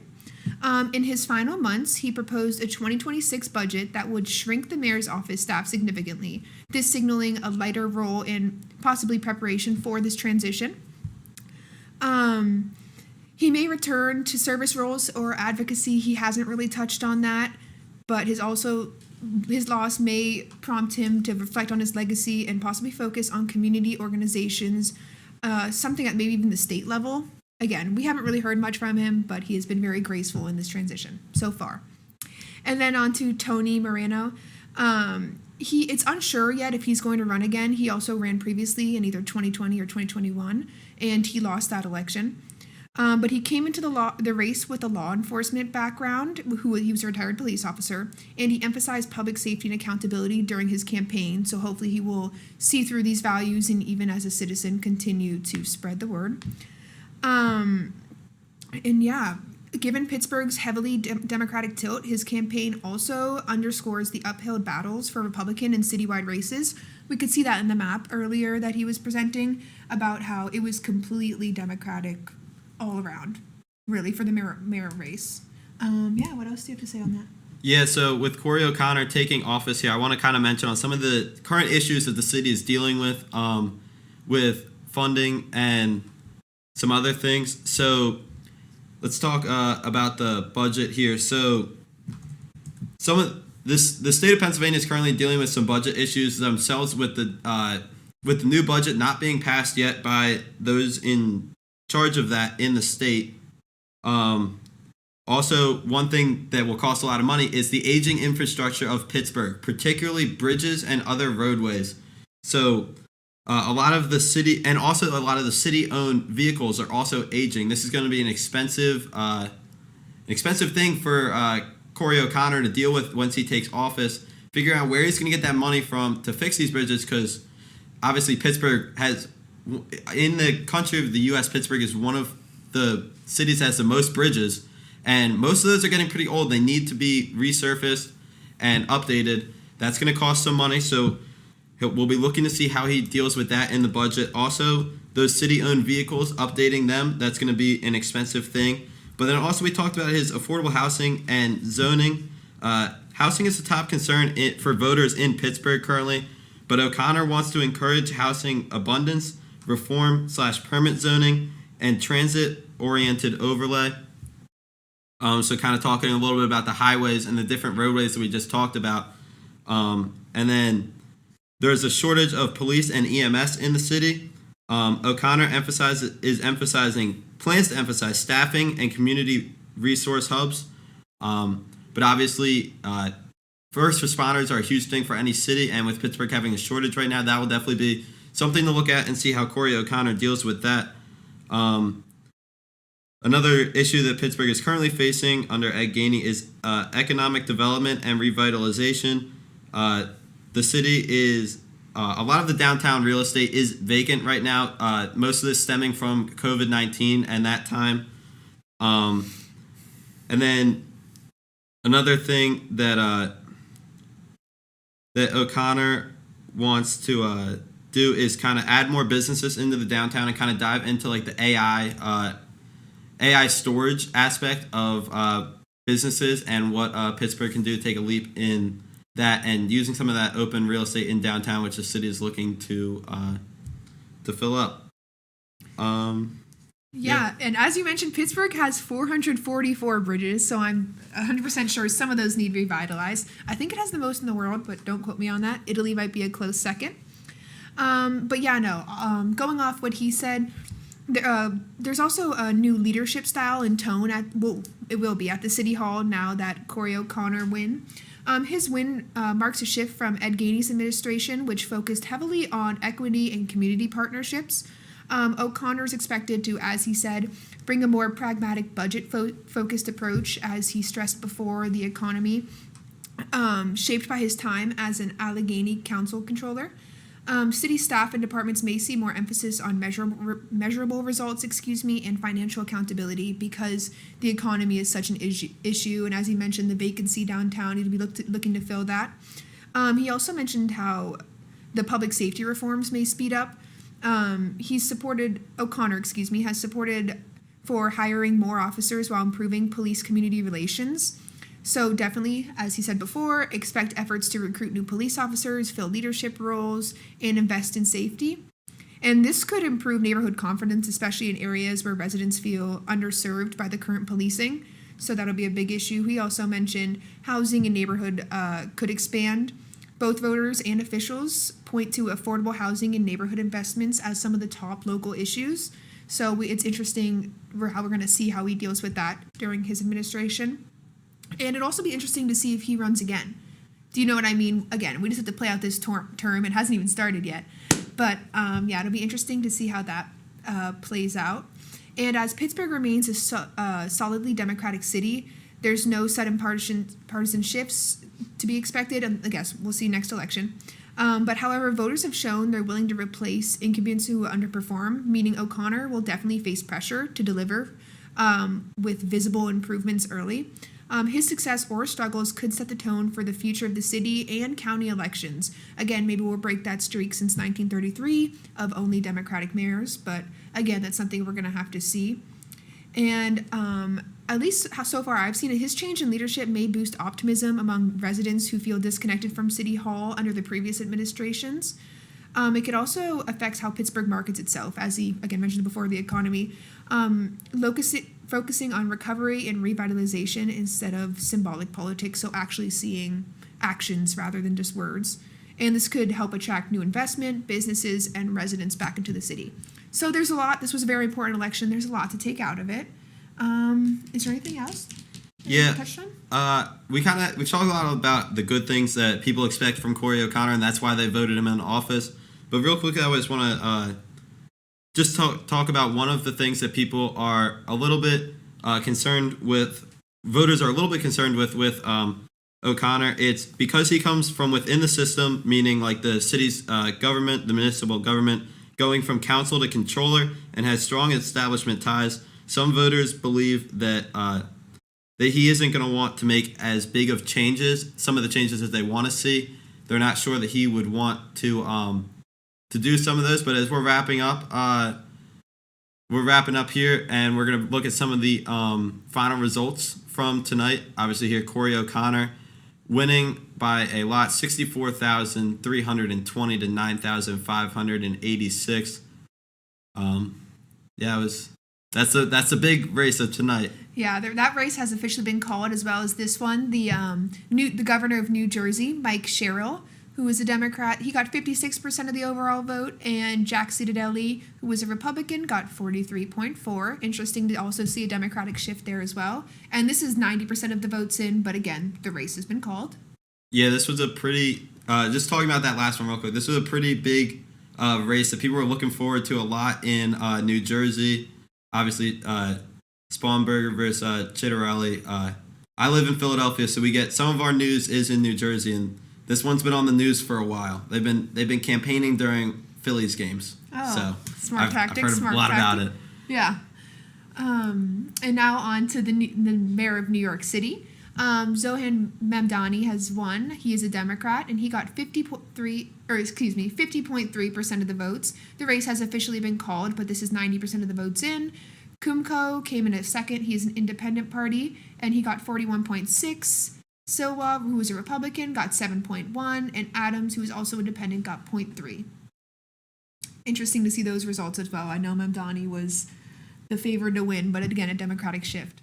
Yeah, and then the vote to retain Christine Donahue. The vote yes, with pretty much all of the votes in here, is 240,985 to just under 100,000 votes to vote no. So the retention of Christine Donahue was successful for all those who wanted her to stay in office. And now on to the retention of Kevin M. Doherty. For the vote yes, there's 239,657 votes, and then no was around 95,000, and this race has been called as well, so it looks like Kevin is staying.